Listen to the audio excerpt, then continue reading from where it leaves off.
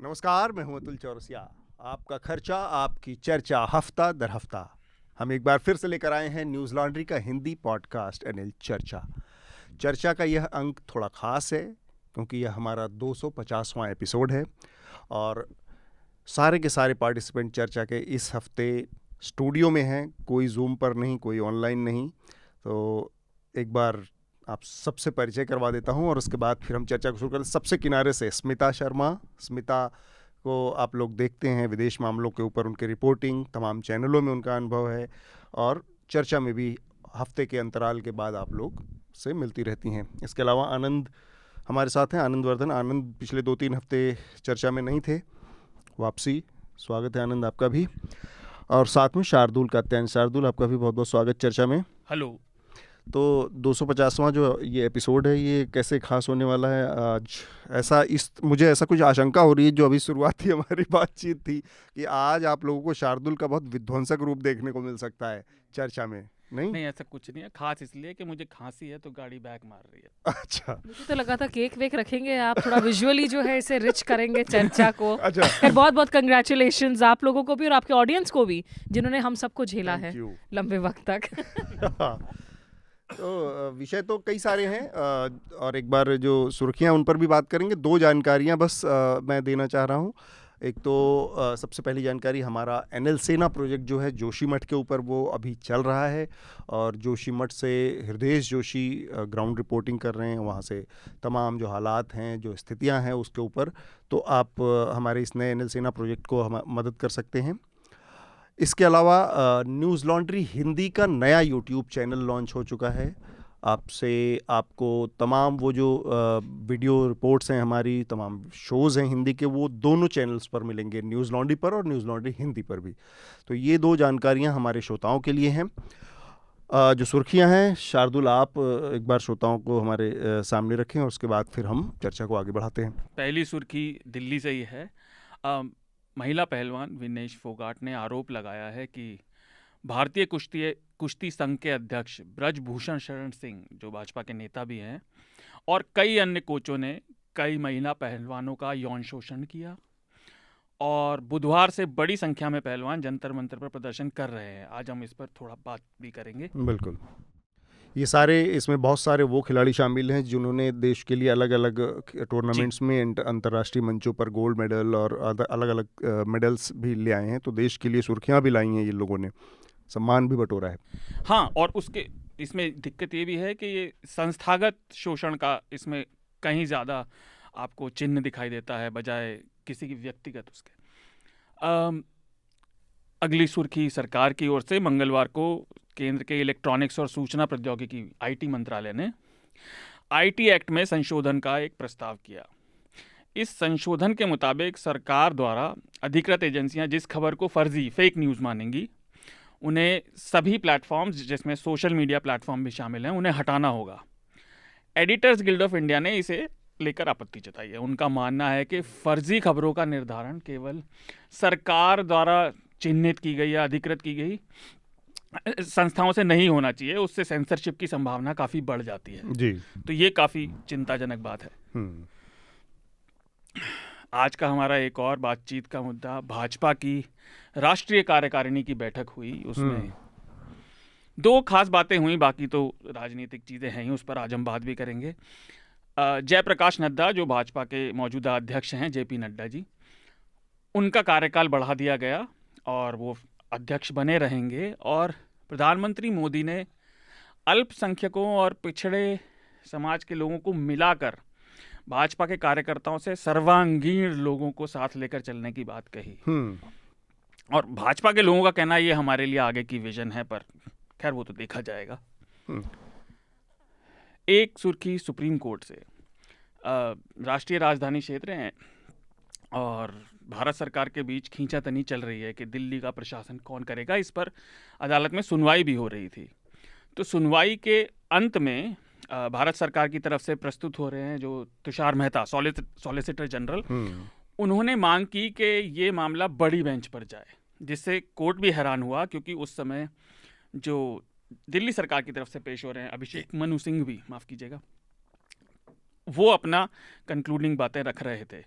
तो कोर्ट को इस पर काफ़ी हैरानी भी हुई और इस पर आगे अभी मतलब पूरी बात होनी हियरिंग और बाकी है। बातचीत के एकदम आखिरी चरण में बड़ी बेंच की मांग की सॉलिसिटर जनरल ने, तो वो थोड़ा कोर्ट के लिए हाँ, और अगर आप देखें तो कोर्ट के अगर जो रिपोर्ट हैं, जो रिकॉर्ड हैं, तो कोर्ट काफ़ी आश्चर्यचकित हुआ कि आप अब क्यों कह रहे हैं, आपने अपने समय पर ये बात क्यों नहीं कही, क्योंकि उस समय दूसरे पक्ष के वकील अपना रिजॉइंडर दे रहे थे।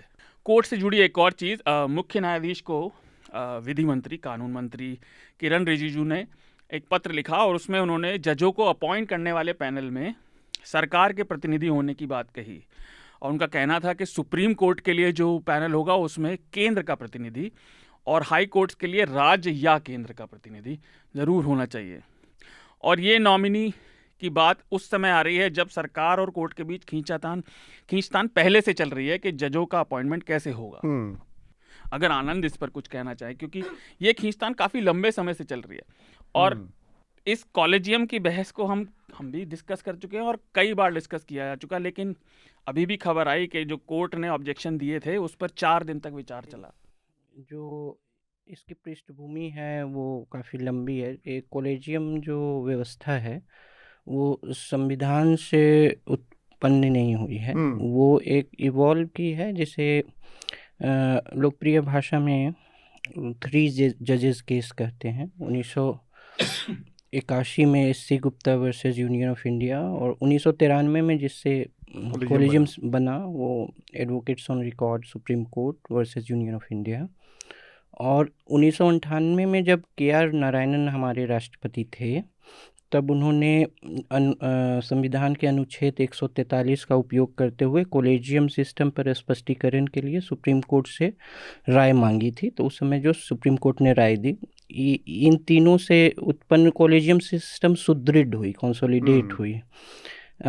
लेकिन इसको लेकर बहस काफ़ी है अभी वर्तमान से पहले। एक बात और भी जो विचार विमर्श होता है, भूल जाते हैं लोग कि 2013 के सितंबर में तत्कालीन कानून मंत्री कपिल सिब्बल ने जो जुडिशियल अपॉइंटमेंट का जो कमीशन का जो आयोग था उसके लिए एक बिल रखा था जो राज्यसभा से पारित भी हो गया था। 2014 में जब एनडीए सरकार आई तो उसमें कुछ और चीज़ें जोड़कर उसको फिर से लाई।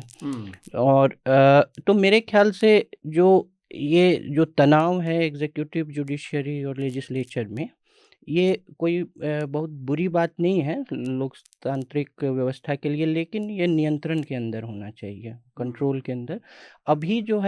अभी चूँकि बहुत डोमिनेंट बहुत सरकार केंद्र में है, इसलिए इस पर एक एग्जीक्यूटिव और लेजिस्लेचर की तरफ से एक आम सहमति होते हुए भी इसको संशय की दृष्टि से देखा जाएगा।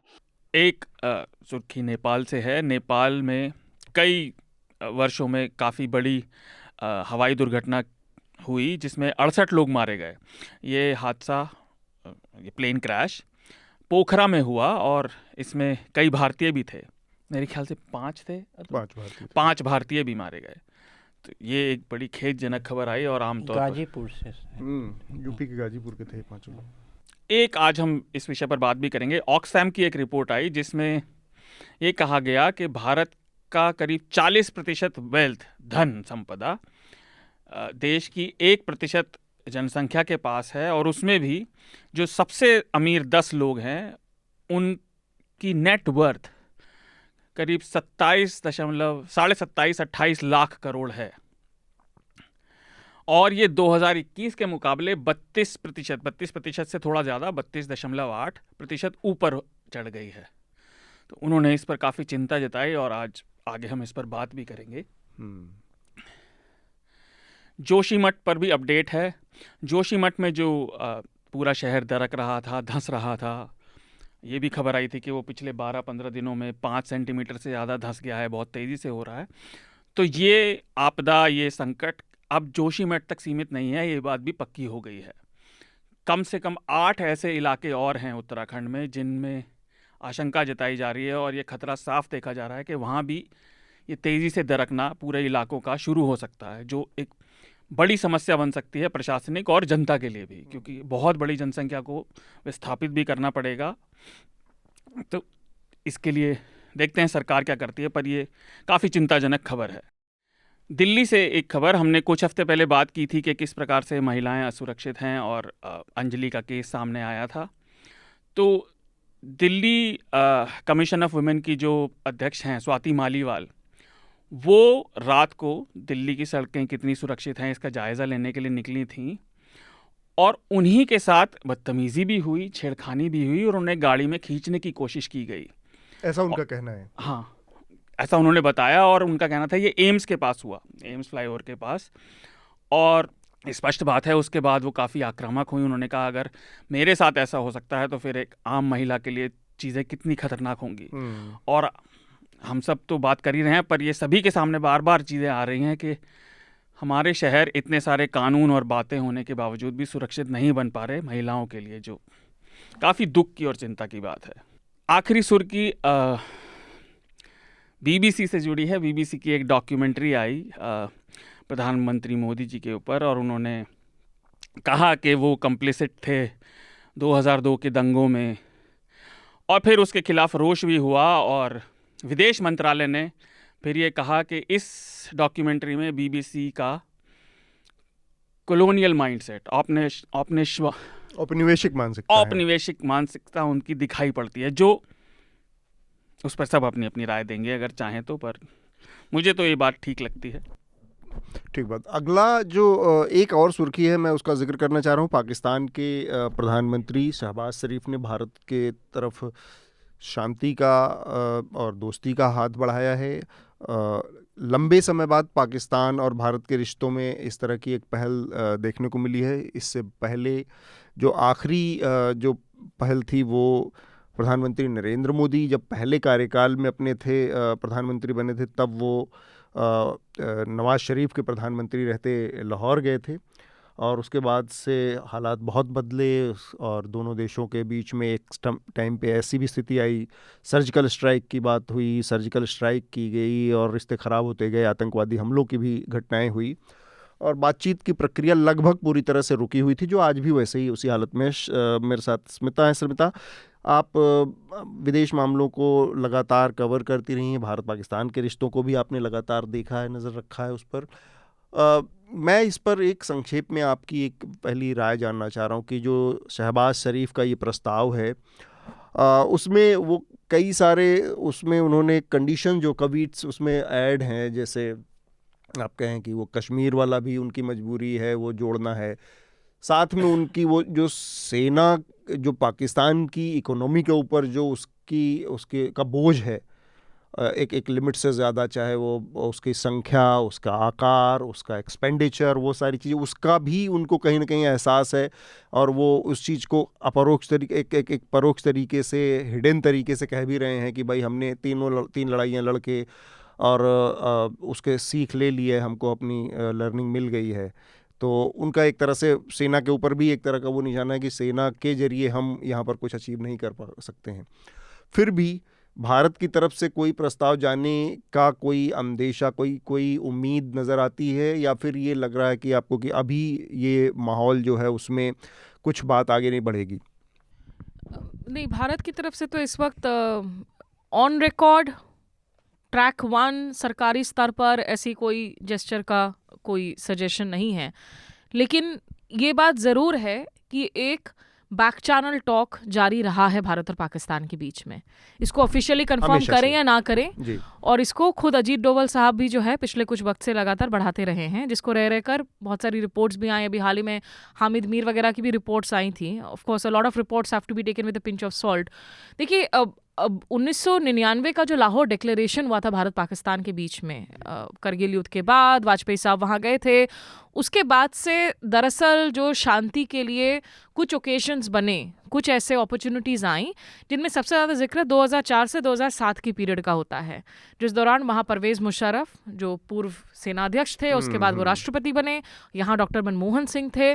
वहाँ बहुत सारी ऐसी बातें थी, 4 पॉइंट जो पीस फॉर्मूला है जिसको लेकर आगे बढ़ाया जा सकता था। लास्ट मिनट पर दोनों ओर में जो है एक फ्रीजिंग हो गया, वो नहीं बात बढ़ पाई। 2015 में अगर आप याद करें, जिस तरह से प्रधानमंत्री नरेंद्र मोदी एकाएक पहुंच गए थे शरीफ के घर पे, और जहां तक PMLN का सवाल है, जब शरीफ आए हैं, बयान बयानों में अगर आप देखें तो हमेशा एक पॉजिटिव रिकमेंडेशन रहा है कि भारत के साथ रिश्तों को लेकर वो एक कंसिस्टेंसी है उनके बयान की, पीएमएलएन हमेशा बातचीत के और वो नवाज शरीफ हो, अब शहबाज शरीफ जो नवाज शरीफ से ज्यादा कंजर्वेटिव माने जाते हैं, वो भी इस तरह की जो इंटरव्यू दी है उन्होंने अल अरेबिया में, उसमें उन्होंने बात की है। लेकिन इसको बहुत सारे हमें हालात के मद्देनजर देखना होगा। एक, पाकिस्तान के अंदर इस वक्त हालात इतने बुरे हैं, खास करके आर्थिक स्तर पर। मुनीज़ा जहांगीर जो वहाँ की बड़ी फेमस जर्नलिस्ट हैं, उनकी माँ अस्मा जहांगीर बहुत नोटेड और अवॉर्डेड ह्यूमन राइट्स एक्टिविस्ट थी, सामाजिक कार्यकर्ता थी। उन्होंने अभी हाल में ट्वीट किया कि किस तरीके से पाकिस्तान विदेश मंत्रालय के पास शायद अब इतने पैसे नहीं बचे हैं इस वक्त कि सैलरीज दे सके अपने अधिकारियों को और अपने जो लोग काम करते हैं। और अगर जो मुनीज़ा जैसी अगर एक जर्नलिस्ट ऐसे ट्वीट करती हैं तो इसको मैं बहुत गंभीरता से लूँगी। तो एक चरमराई हुई व्यवस्था है। दूसरा, देखिए अफगानिस्तान को लेकर पहले आप लगातार जो अमेरिका को आप एक तरीके से आप एक ट्रिगर पुल कर करके बार बार ब्लैकमेल करते थे, वो हालात अब बहुत बदल चुके हैं। अफगानिस्तान अभी आपका सरदर्द है, अमेरिका वहाँ से पुल बैक कर चुका है, डायरेक्टली इन्वॉल्व नहीं है। और अफगान तालिबान, पाक तालिबान को लेकर जिस तरीके से लगातार हमलों में इजाफा हुआ है, वहाँ सिचुएशन उनको समझ में नहीं आ रहा हम क्या करें। तो और शहबाज शरीफ ने ये बयान कब दिए? जब वो वेस्ट एशिया में थे। वो मध्य एशिया इधर वेस्ट एशिया में ट्रैवल कर रहे हैं ताकि थोड़ी फंड्स मिल सके, पाकिस्तान के अंदर व्यवस्था सुधर सके। वहाँ ऐसे बहुत से मुल्क हैं जिनके साथ आज की तारीख में भारत के रिश्तों में बहुत सुधार हुआ है। आप जो U2I2 को हम बात करते हैं, एक वेस्ट एशियन क्वाड फॉर्मुलेट हो गया है जिसमें इजराइल, अमेरिका, UAE आज भारत के साथी हैं। UAE, सऊदी वो देश हैं जो कभी लगातार जो हैं सबसे ज़्यादा अगर इनके घनिष्ठ रिश्ते हमेशा से रहे वो पाकिस्तान के साथ रहे थे। लेकिन आज की तारीख में भारत के साथ रणनीतिक स्तर पर, रणनीतिक मंच पर बहुत सारे जो हैं ऐसे कदम उठाए जा रहे हैं। तो इन सब के मद्देनज़र अगर देखें, एक तो अंदरूनी मजबूरियाँ ज़रूर हैं। दूसरा, मैं ये भी कहूंगी अतुल, यहाँ पे बहुत सारे ऐसे लोगों को लगता है कि नहीं पाकिस्तान में एंटी इंडिया ही सेंटिमेंट्स डोमिनेंट रहता है। वहाँ पे मैंने बाकायदा जब चुनाव भी कवर किए हैं, 2013 का चुनाव मुझे आज भी याद है जहाँ नवाज शरीफ जीत कर लौटे थे। उन चुनावों में मैंने लगभग 8-10 दिन मैंने वहाँ पे बिताया था पाकिस्तान के अंदर। पहली दफ़ा था कि कश्मीर था ही नहीं कोई डिस्कोर्स किसी भी पार्टी के मैनिफेस्टो में। वहाँ पर फ्रंट पेज न्यूज़ और एजेंडे में क्या बात हो रही थी? अदरक लहसुन की कीमतें, घरेलू बढ़ोतरी, जो कीमतों का इजाफा हुआ था।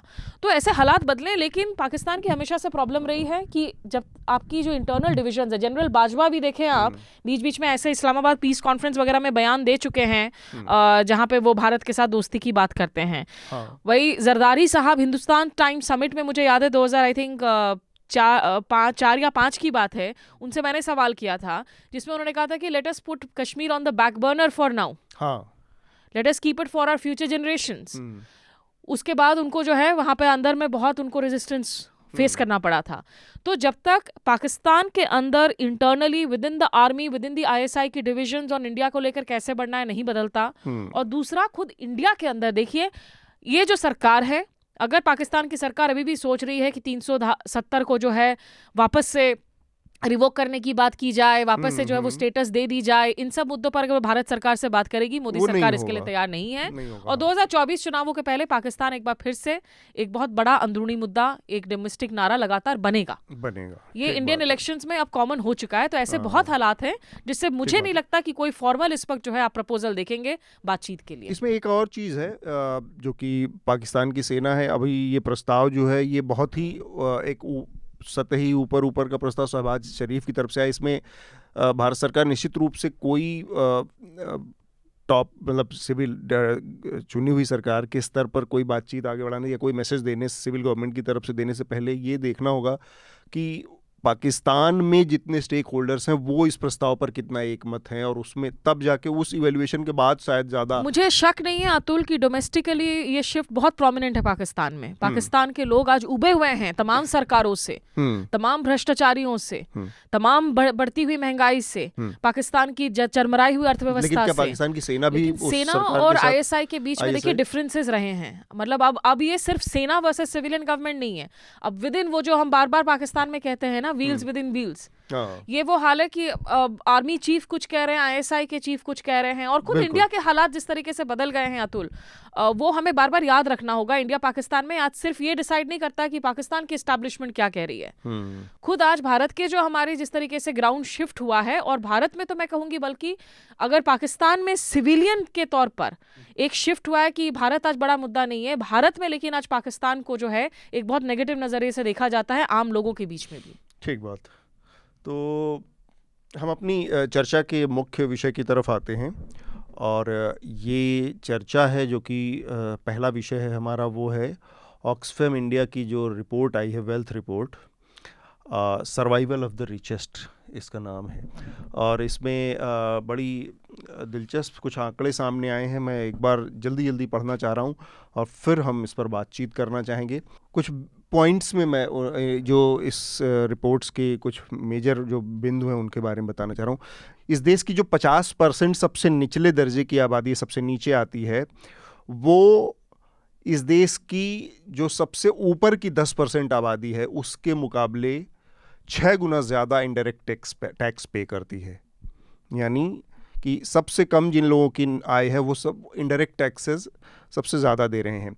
और ये चीज़ जो खाद्य सामान है या जो गैर खाद्य सामान है, उन सब में सरकार जो टैक्स वसूल रही है, खाद्य और अखाद्य दोनों चीज़ों पे, कपड़ा लत्ता बाकी चीज़ों पर, होम अप्लायंसेस पे या फिर आपके खाने पीने की चीज़ों पर, उसका 64.3% हिस्सा, कुल टैक्स का 64.3% हिस्सा आबादी के इसी 50% हिस्से से आ रहा है जो सबसे नीचे पायदान पर है, आय के मामले में नीचे बॉटम पर है।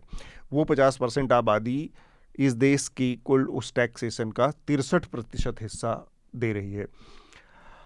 भारत की सिर्फ 21 जो अरबपति हैं, 21 जो बिलियनियर्स हैं, उनके पास जो संपत्ति है वो इस देश की बाकी 70 करोड़ जो आबादी है उसको मिलाकर जो संपत्ति है उससे ज़्यादा 21 लोगों के पास संपत्ति है। ये कुछ पॉइंट हैं इसमें।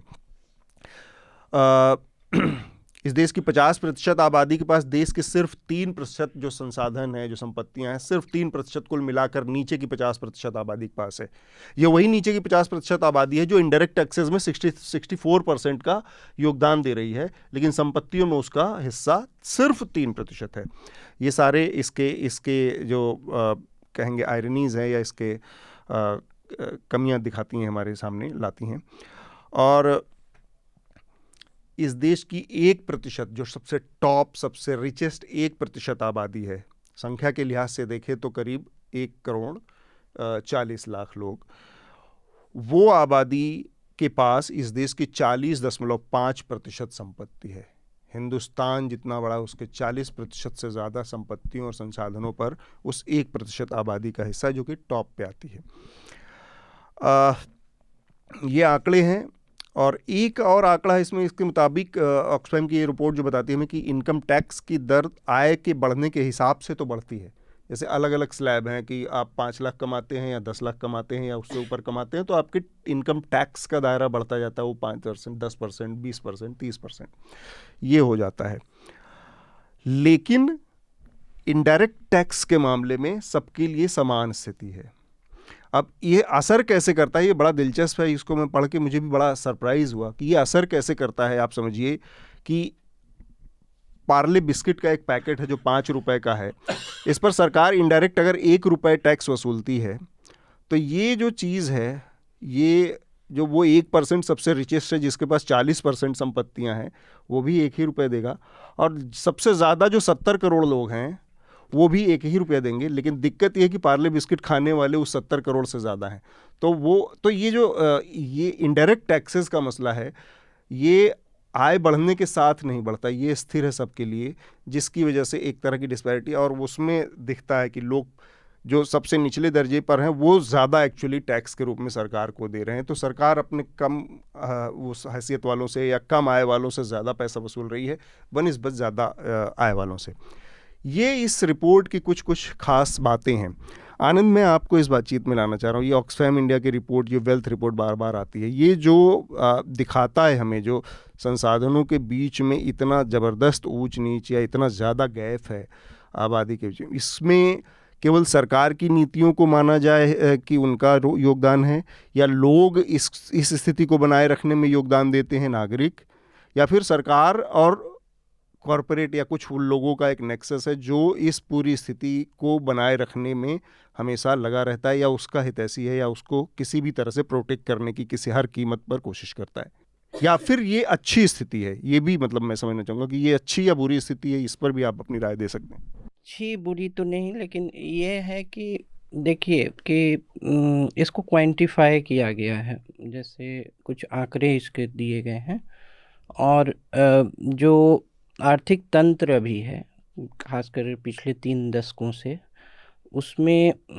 ये एक असमानता जो है, बढ़ती असमानता, लेकिन जो तमाम सरकारें हैं और बहुत आर्थिक अध्ययन, घटती गरीबी लेकिन बढ़ती असमानता, तो ये दोनों समानांतर रूप से चल रहे हैं कि गरीबी का स्तर पोस्ट लिबरलाइजेशन घटा है, मतलब गरीबी कम हुई है, बिलो पॉवर्टी लाइन वाले लोगों की कम संख्या हुई है, लेकिन असमानता भी बढ़ी है।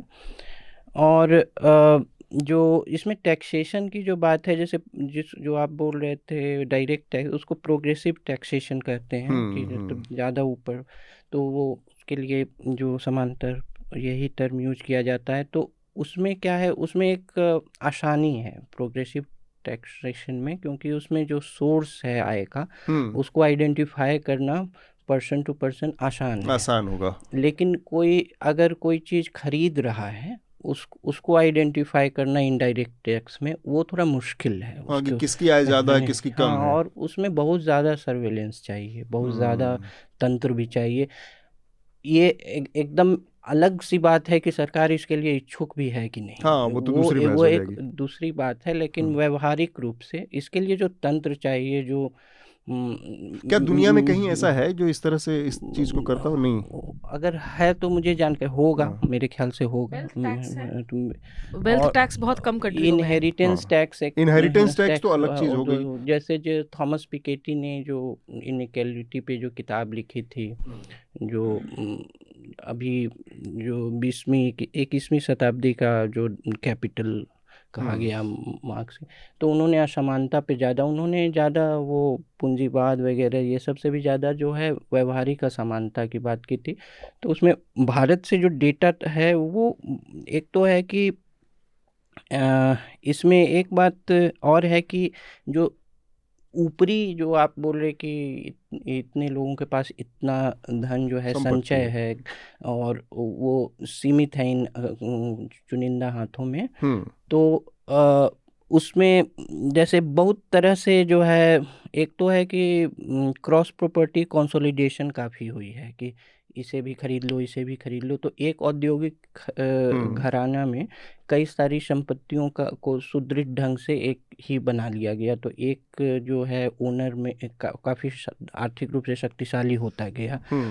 इसमें कई सरकारों की ये सब, जैसे टैक्स हॉलीडेज या सेज, ये सब नीतियां भी रही हैं कि ये दे दीजिए, क्योंकि एक भी है कि पोस्ट लिबरलाइजेशन में एक डोमिनेंट सेंटिमेंट ये भी रहा कि उत्पादन को, जो एनिमल स्पिरिट्स को जो है वो जगाए रखना है, उत्पादन को धक्का देने के लिए इन्हें ये लेकिन उसका एक ये भी हुआ कि जो अब तो हम लोग स्टार्टअप वगैरह की कम पूंजी से बात कर रहे हैं, लेकिन अभी जो एक समय ऐसा अभी भी है, पहले और भी रहा कि उन्होंने क्या किया कि जो पहले से मौजूदा घराने थे, बड़े बड़े औद्योगिक घराने, उन्होंने क्रॉस प्रॉपर्टी कंसोलिडेशन कर लिया कि वो भी हमारा, वो भी हमारा, जिसमें कि 20-30 जो प्रमुख घराने हैं वो अभी भी बहुत शक्तिशाली हैं। और उनमें तो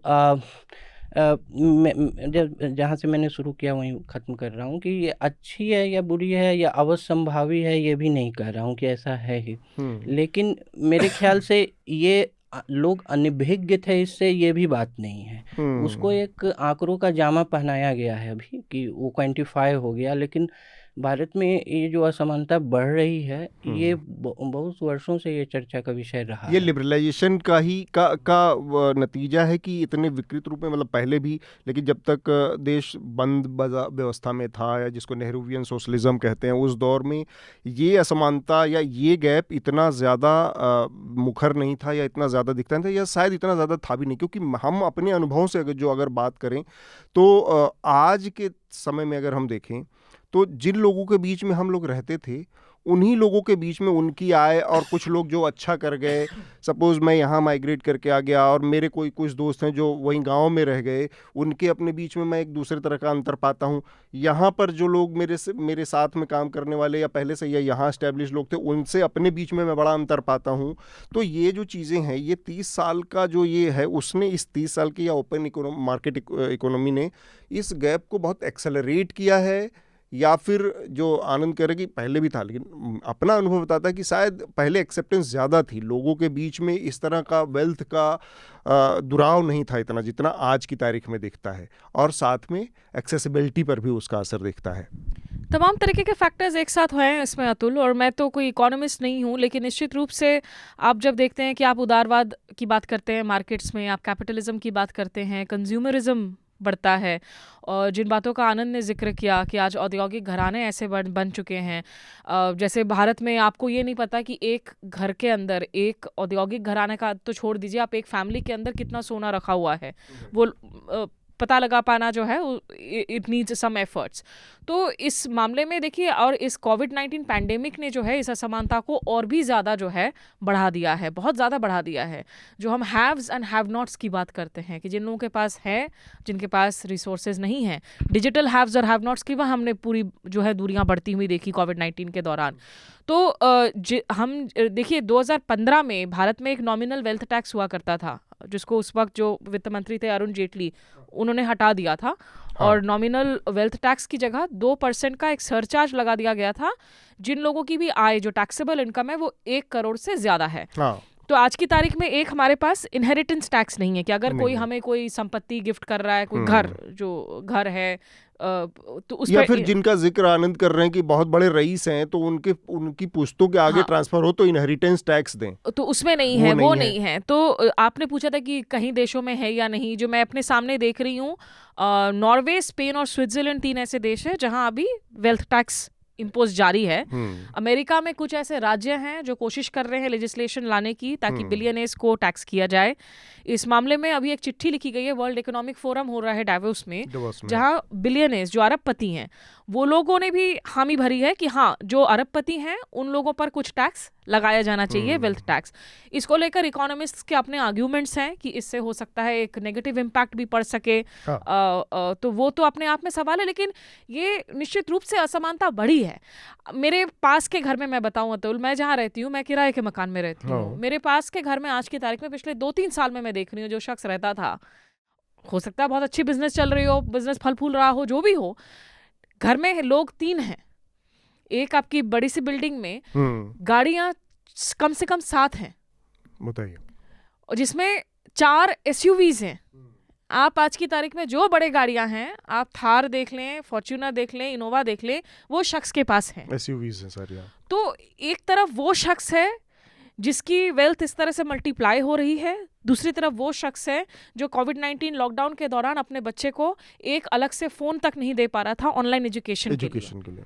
6 बच्चे एक कमरे में रह रहे हैं, लाइट तक नहीं जला पा रहे हैं कि कमरा दिख जाएगा, उस बच्चे जो हैं इंतज़ार करते हैं, एक स्मार्टफोन नहीं है घर में जहां आप चैट्स रिसीव कर सकें। तो ये एक हकीकत है, इसको तो कोई डिनाई कर। देखिए, ऑक्सफैम की रिपोर्ट को, मैं जब ट्रिब्यून में थी 2017-18 में, तब भी ऑक्सफैम की रिपोर्ट को मैं निकाल कर देख रही हूँ, it is very similar sounding in nature. उस वक्त मैंने रिपोर्ट भी किया था इन रिपोर्ट्स पे, लेकिन ये जो खाई है वो निश्चित रूप से इसकी गहराई दिनों दिन और बड़ी होती गई है। शार्दुल, आपने भी इस रिपोर्ट को देखा है, आपकी अपनी क्या प्रतिक्रिया समझ में आई, ये जो पूरा आंकड़े जो नजर आए सामने? देखिए, मैं आर्थिक मामलों में बहुत कच्चा हूँ, मैं ये पहले ही बता देता हूँ, लेकिन अभी जैसे आपने जो बातें उठाई, लेकिन कहूंगा कुछ जरूर। मैं कहूंगा जरूर। देखिए है क्या, एक तो पहली बात, कौन यहाँ जानकार कौन? हाँ, अर्थशास्त्र का ज्ञाता यहाँ कोई नहीं है। मैं नहीं हूँ, मैं अपने बारे में जानता हूँ। बहरहाल, एक तो सबसे पहले इस रिपोर्ट पर कई पत्रकारों ने, जिनमें से एक नाम तो मैं ले सकता हूँ, शेखर गुप्ता ने भी इसकी कैलकुलेशंस पर बात उठाई कि इसमें कुछ गणना की गड़बड़ियाँ हैं। जैसे कि उन्होंने भारत के निचले 50% लोग, जिनका आपने जिक्र किया, 6.7% वो देते हैं इनडायरेक्ट टैक्सेस में, ऊपर वाले 0.7 देते हैं। अब लेकिन हम समान नागरिकता में भी तो बात करते हैं। क्या आप अलग अलग लोगों को अलग अलग टैक्स करेंगे उनकी क्षमता के हिसाब से, जो उन्होंने अपने पुरुषार्थ की बात कर रहा हूँ, लेकिन उन्होंने अपनी क्षमता के हिसाब से अगर उन्होंने कमाया है। आप पूंजीवाद में सुधार करिए ना। अमीर लोगों पर, जो खासतौर से बिलियनर्स हैं, उन पर टैक्स लगाने का मैं हमेशा से समर्थक रहा हूँ। व्यक्तिगत तौर पर इन पर टैक्स ज़्यादा लगना चाहिए, खासतौर से वेल्थ टैक्स और कैपिटल गेन्स टैक्स। आपको अगर याद हो, कुछ साल पहले जब भारत में कैपिटल गेन्स टैक्स लगा था तो बड़ा शोर मचा था। होता क्या है, पैसा स्टॉक मार्केट में मल्टीप्लाई होता रहता है, और अगर कैपिटल गेन्स टैक्स नहीं होगा तो उनका पैसा लगातार बढ़ रहा है। और वही चीज़ जो हम बात कर रहे हैं, असमानता, समाज की जो गरीबी है, उससे देश की कोट अनकोट ये जो जीडीपी है और अमीरी के आंकड़े हैं, इनमें एक डिस्कनेक्ट दिखाई पड़ता है। लेकिन अगर आप इस पूंजीवाद पर पूरा बात करेंगे कि भाई एक व्यक्ति सक्षम है, उसके पास ज़्यादा साधन है, दूसरे के पास नहीं है, तो आप ये सुनिश्चित करिए ना कि भारत में सब लोग टैक्स दें। कितने लोग भारत में टैक्स देते हैं?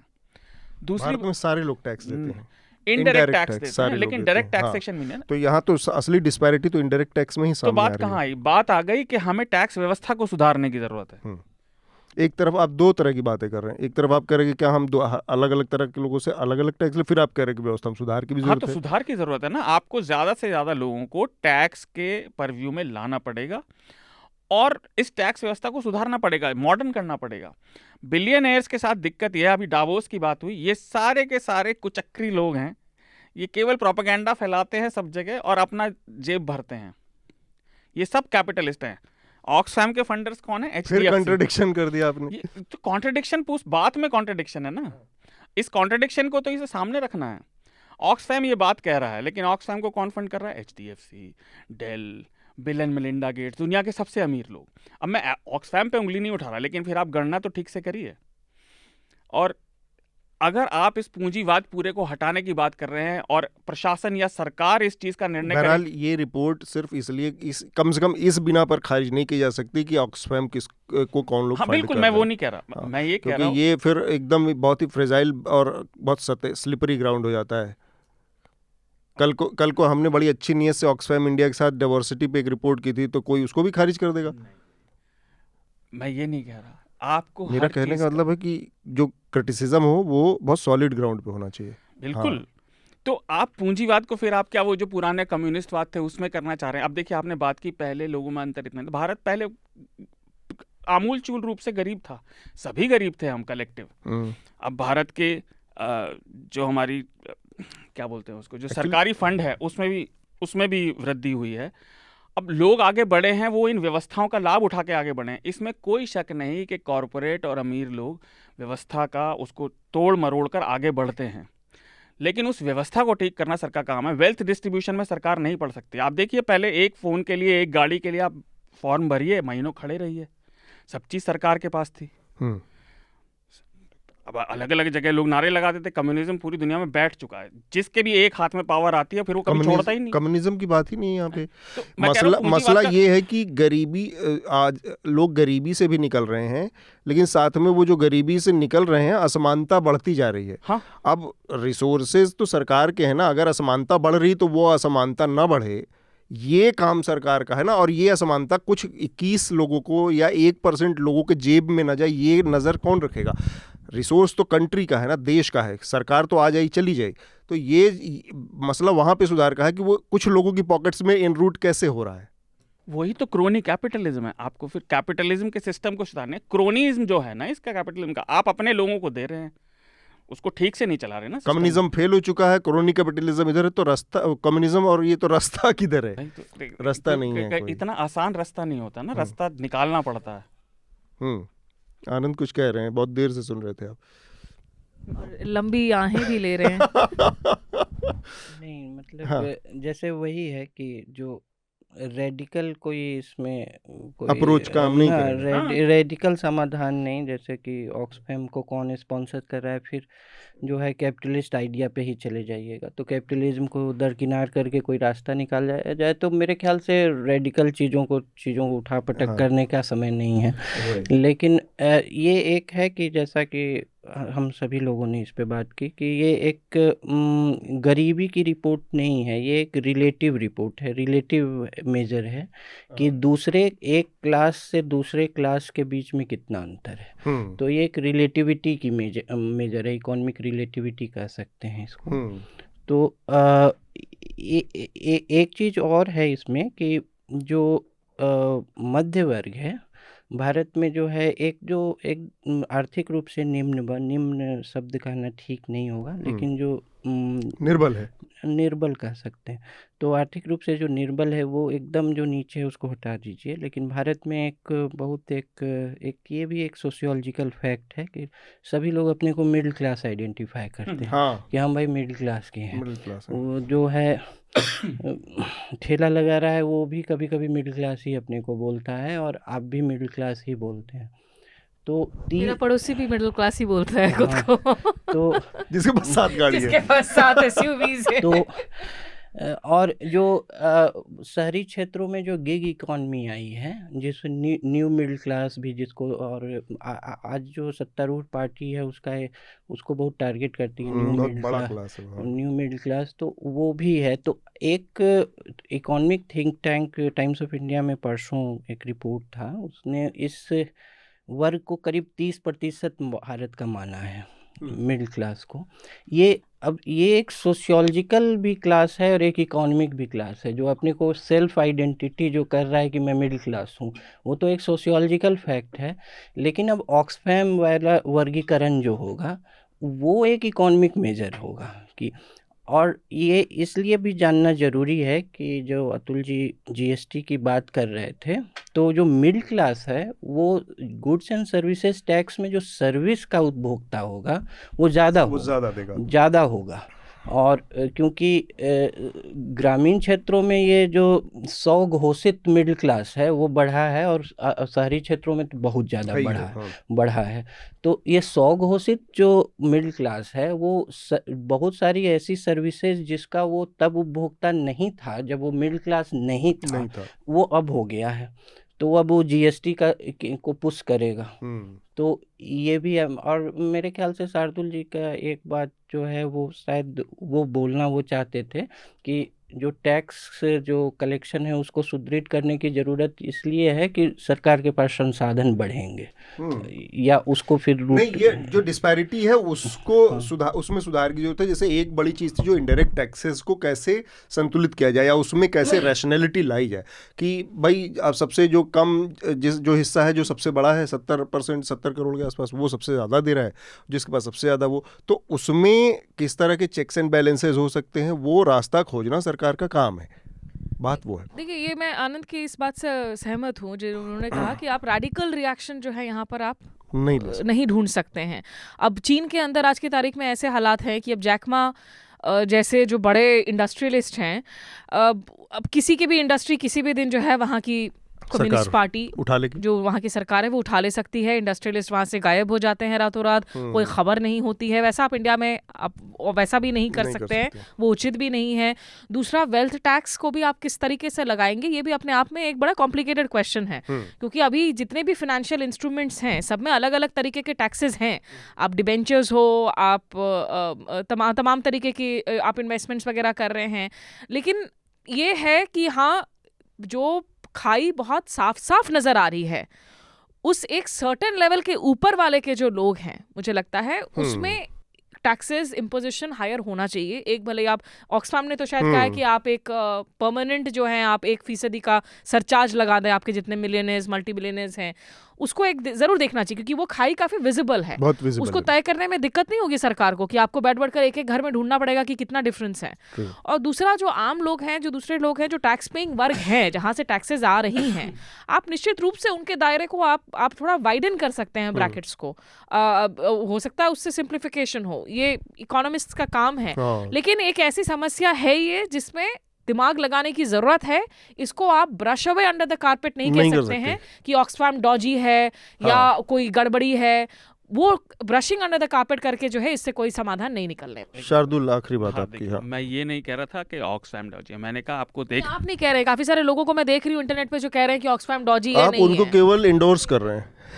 मैं ये कह रहा हूँ कि आपको ये ध्यान रखना चाहिए कि रिपोर्ट जो बात कह रही है उसका समाधान ऐसा नहीं है कि आप ये सिस्टम खराब है वो सिस्टम खराब है। भाई, अगर मेरी आय कम है और मैं कोई चीज़ खरीद रहा हूँ और वही चीज़ मुझसे 10 गुनी आय ज़्यादा वाला ले रहा है, तो सरकार ये कैसे डिसाइड कर सकती है कि दोनों अलग अलग टैक्स देंगे?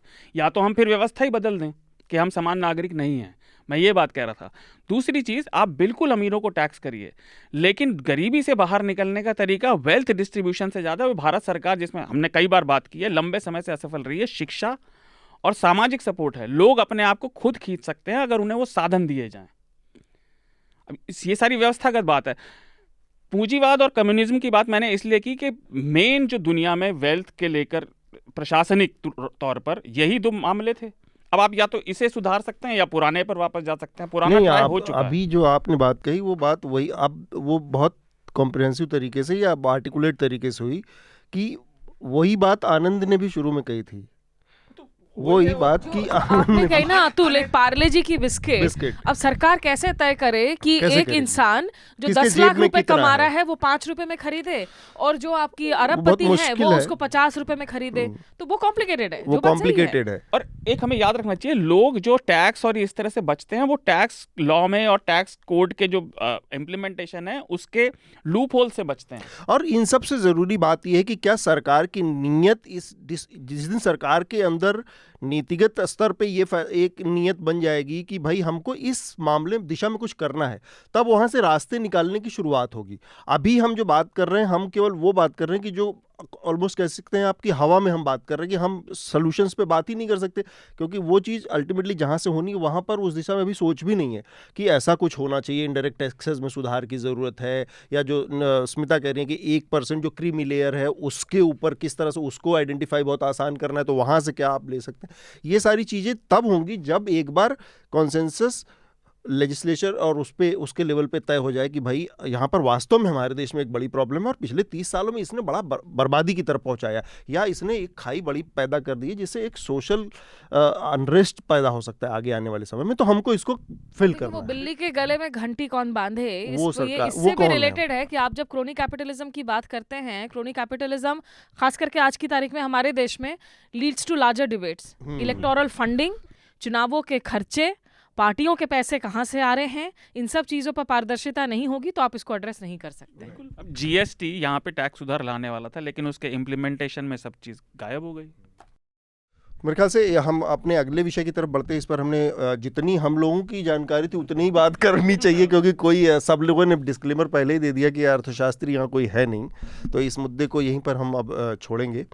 एक लेकिन इससे बड़ा सीरियस मुद्दा है जिस पर हम आगे बात करने जा रहे हैं, जो भारत की कुश्ती संघ है, रेसलिंग फेडरेशन ऑफ इंडिया है, और जो भारत की कई सारी जो स्टार खिलाड़ी हैं, उसमें बजरंग पुनिया हैं, उसमें विनेश फोगट हैं, उसमें साक्षी मलिक है, और भी तमाम खिलाड़ी जो इतने नामवर नहीं हैं, लेकिन सब ने किसी ने स्टेट के स्तर पर नाम कमाया, किसी ने राष्ट्रीय स्तर पर नाम कमाया, कुछ ने इंटरनेशनल स्तर पर भारत का नाम रोशन किया। इन सब लोगों की एक बड़ी चिंता सामने आई है कि रेसलिंग फेडरेशन में महिलाओं का यौन शोषण हो रहा है, उनके साथ बदतमीजियाँ हो रही हैं, और ये कोचेस से लेके नीचे के स्तर के जो मेल उनके सहयोगी हैं उनसे लेकर, और रेसलिंग फेडरेशन के चेयरमैन टॉप जो कि ब्रजभूषण शरण सिंह भारतीय जनता पार्टी के सांसद हैं, उनके स्तर तक ये चीज़ हो रही है, और वो इन खिलाड़ियों का शोषण कर रहे हैं, उनका हैरेसमेंट कर रहे हैं। ये इसके बाद से 18 तारीख से दिल्ली के जंतर मंतर पर ये खिलाड़ी आकर धरने पर बैठ गए। अब इसमें 2-3 तरह की बातें जो हमेशा होती हैं आजकल जो हमारा माहौल है उसमें, कि भाई कुछ लोग कहेंगे ये पहले कहाँ थे, एक ऐसे भी लोग लॉजिक लिखेंगे ये पहले कहाँ थे, आज क्यों बोलने लगे, ये वो। तो हर चीज़ के बोलने का कोई एक ही समय होगा, और ये जो कुतर्क है ये हर समय लागू होगा जब आप ये कहने की स्थिति में होंगे कि पहले कहाँ थे। पहले कहीं ना कहीं से तो शुरुआत होती है किसी भी चीज़ की, तो इस बेमतलब की बहस में एक तो नहीं पड़ना चाहिए किसी को, समझदार आदमी को, बाकी लोग करते रहेंगे। दूसरा ये कि ये 21 साल 22 साल 23 साल 24 साल 25 साल के वो युवा लोग हैं जिनका पूरा का पूरा करियर पड़ा हुआ है, जिनकी सोच समझ या अनुभव का संसार उतना विस्तृत नहीं है, उनका एक्सपोजर इतना बड़ा नहीं है, लेकिन वो सब कुछ दांव पर लगाकर सड़क पर आ गए हैं। इसका मतलब है कि कुछ न कुछ ऐसी चीज़ है कि अपना पूरा करियर, पूरा जीवन दांव पर लगाकर सड़क पर लोग आने के लिए मजबूर होना पड़ा। तो उन चीज़ों को उस सिंपैथी की नज़र से ना देखना या उसमें कॉन्स्पिरेसी देखना अपने आप में एक तरह की मूर्खता है। अब हम उस बात पर आते हैं कि भारतीय जनता पार्टी के सांसद हैं, चीफ हैं, ये आरोप लगे उनके ऊपर 3-4 दिन हो गए। अभी तक आज उनका बयान आ गया कि मैं इस्तीफ़ा नहीं दूंगा, और बयान के साथ उन्होंने एक और लाइन जोड़ दी उसमें कि मेरे इस्तीफ़ा देने से ये साबित होगा कि मैं गलत था और मैं अपने को गलत साबित होते हुए नहीं देख सकता। ये स्थिति है देश में। और प्रधानमंत्री ने इतनी बार महिला सशक्तिकरण से लेकर इतनी सारी योजनाएं शुरू की, उन्होंने बेटी बचाओ बेटी पढ़ाओ से लेकर, और इन खिलाड़ियों के साथ उनकी कितनी सारी फोटो जब भी वो जीतते हैं वो, लेकिन प्रधानमंत्री की तरफ से भी कोई बयान नहीं। सरकार कम से कम इस मामले में जो सुप्रीम कोर्ट की गाइडलाइन है, विशाखा गाइडलाइंस हैं, उसके आधार पर अगर देखा जाए तो चीफ के ऊपर महिलाओं ने आरोप लगाया है हरासमेंट का, और power of position of power में एक बैठा हुआ आदमी है, तो कानूनन नीतिगत तरीके से सबसे पहले उसे उस पद से हटाया जाना चाहिए था। इसके बाद किसी फेयर इन्वेस्टिगेशन की, ईमानदार जांच पड़ताल की स्थिति बनती, आगे की बात होती। वो भी नहीं होता दिख रहा है। स्मिता, मैं सबसे पहले आपके पक्ष जानना चाहूँगा, क्योंकि ये खेलों के बारे में दबी छुपी बिट्स एंड पीसेस में, छोटे छोटे हिस्सों में हमेशा कहानियाँ आती हैं, नेशनल इंटरनेशनल हर जगह ये सब होता है। इसके बावजूद इस पर कोई बहुत सीरियस, कोई गंभीर बहस नहीं होती, और ये आज की जो स्थिति है इसमें ये एक तरह से बांध टूट जाने वाली बात है कि सब के सब सड़क पे आके बैठ गए लोग। तब भी सरकार की मतलब हो सकता है कि 2 दिन बहुत जल्दी हो। क्या जल्दी होता है 2 दिन? कम से कम सरकार के शीर्ष पर बैठे लोग कुछ तो मैसेज दे सकते हैं, वहाँ पर चुप्पी थोड़ी सी दिखती है। जो मैसेजिंग दी है वो ये दी है कि बबीता फोगट पहुंची थी जंतर मंतर, सरकार की तरफ से संदेशा ले जाकर कि हम लोग बात करेंगे, और स्पोर्ट्स के मंत्रालय के अधिकारियों से बातचीत हुई। आज पीटी उषा जो कि इंडियन ओलंपिक एसोसिएशन की चीफ हैं, उन्होंने सिरे से ट्वीट वगैरह किया कहते हुए कि हम जो है मामले की जांच करवाएंगे। लेकिन मुझे हैरानगी, उन्होंने कहा आके मिले वो खिलाड़ी। देखिए, मुझे हैरानगी इस बात की हो रही है अतुल कि सबसे पहले तो भाई ये जो एक डिफायंस है ना, जब इस तरह के आरोप आते हैं और सरकार की तरफ से, सबसे पहले तो आप इस पदाधिकारी को आप सस्पेंड तो कर सकते हैं ना, condition subject to investigation and inquiry. आपके एक से बढ़कर एक धुरंधर खिलाड़ी यहाँ पर बैठे हुए हैं, और देखिए इन लोगों ने इतनी संजीदगी दिखाई है कि जब सीपीएम नेता वृंदा करात पहुँचती है तो उनको स्टेज तक नहीं लेने के लिए दिया, अलाउ नहीं किया। उन्होंने कहा कि नहीं, हम नहीं चाहते कि कोई राजनीतिक पार्टी आकर जो है हमारे इस मोर्चे को इस वक्त अपने राजनीतिक एजेंडे के लिए इस्तेमाल करे। मौन प्रोटेस्ट पर बैठे हुए हैं ये खिलाड़ी। ओलंपिक गेम्स, विनेश फोगाट को देख लें आप, कॉमनवेल्थ गेम्स में 3 बार वो स्वर्ण पदक जीत चुकी हैं। और बजरंग पूनिया सही तो कह रहे हैं कि भाई अभी तक आपने ये ब्रिजभूषण सिंह जो हैं वो कह रहे थे कि मेरे खिलाफ कोई एक भी अगर आरोप लगा दे तो मैं इस्तीफा दे दूंगा। आज की तारीख में कम से कम 5 से 6 ऐसी लड़कियां हैं, युवा खिलाड़ी हैं, जिन्होंने आकर आप पर ये आरोप लगाए हैं जी। वो कह रहे हैं कि मैं वहाँ उत्तर प्रदेश जाऊंगा, वहाँ बैठक करूंगा। ये डिले क्यों? सबसे पहले तो ये होना चाहिए ना कि भाई अगर आपके खिलाफ इतने गंभीर आरोप हैं कि खिलाड़ी एक तो नेशनल कमीशन ऑफ विमेन तक नहीं जा रहे क्योंकि उन पर भरोसा नहीं होगा, वो आकर प्रोटेस्ट में बैठ रहे हैं इस जाड़े में, आप पहले तो कहे कि ठीक है भाई आप अपने पद से आप उतर जाइए, हम इन्वेस्टिगेशन, हम जांच करेंगे, अगर कुछ गलत नहीं पाया जाता तो हम आपको रीइंस्टेट कर देंगे। लेकिन इसमें देखिए मुझे ना, मैं शॉक्ड नहीं हूँ अतुल। जब मीटू का पूरा मूवमेंट चला था, एमजे अकबर के खिलाफ 1, 2, 3 नहीं 15 से 20 आरोप आए। एमजे अकबर डिफाइंट बने हुए थे लगातार। कोर्ट में भी जाने के पहले जब वो जूनियर मंत्री बने हुए थे विदेश मंत्रालय में, और मैंने सुषमा स्वराज को घेरा था, तब मैं ट्रिब्यून से थी, मोबाइल फ़ोन पर मैंने सुषमा स्वराज को पूछा था कि एक महिला नेता होने के नाते, स्वर्गीय नेता हैं वो, हमेशा से बड़ी वोकल थी, फायरी थी ओरेटर, कि क्या आप कुछ कहना चाहेंगी, क्या इस मुद्दे को कम से कम अंदरूनी जांच होगा? नहीं, सरकार की तरफ से उस वक्त नहीं हटाया गया था ना। एमजे अकबर को काफी लंबी रोप दी गई थी, काफी लंबा, वो विदेश दौरा भी करके लौटे थे। उसके बाद आकर जब बहुत मामला, क्योंकि अंदर कुछ पेचीदगियां हो गई थी जिनका मैं जिक्र नहीं कर सकती हूँ, अंतिम में उन्होंने कहा कि ठीक है मैं रिजाइन कर रहा हूँ। ये नहीं कहा गया कि सरकार ने उनको निकाला है, मैं रिजाइन कर रहा हूँ और मैं मामले को जो है मैं डेफेमेशन का मामला लेकर जाऊंगा यहाँ पर कोर्ट में। तो ये जो सरकार का रवैया है ये बार बार देखने को मिला है। वो कठुआ रेप केस में आप उस बच्ची के रेपिस्ट के खिलाफ जाकर आप प्रदर्शन कर रहे हो, अलग अलग स्तर पर जो बेटी बचाओ का नारा है वो हर बार खोखला नजर आता है। और जब इस तरह के स्टार एथलीट्स, आज विजेंद्र सिंह भी जुड़े हैं, अब मुझे यकीन है कि वो विजेंद्र सिंह तो भाई आप कांग्रेसी हैं, आप भारत जोड़ो यात्रा में जुड़ रहे हैं, भाई विनेश फोगाट जैसी मतलब एथलीट्स को तो मैं सैल्यूट करती हूँ कि इतनी हिम्मत दिखा रहे हैं ये लोग। The least you can do out of respect, जो खिलाड़ी आपके लिए इतनी गर्व के वजह बन रहे हैं, ठीक बात, कि आप कह दें कि ठीक है बृजभूषण सिंह आप फिलहाल आप ऑफिस नहीं जाएंगे, हमारी इन्वेस्टिगेशन होगी, अगर आप सब कुछ साफ पाएगा तो आपको रीइंस्टेट करेंगे। लेकिन वो हो ही नहीं रहा है, नहीं हो रहा है।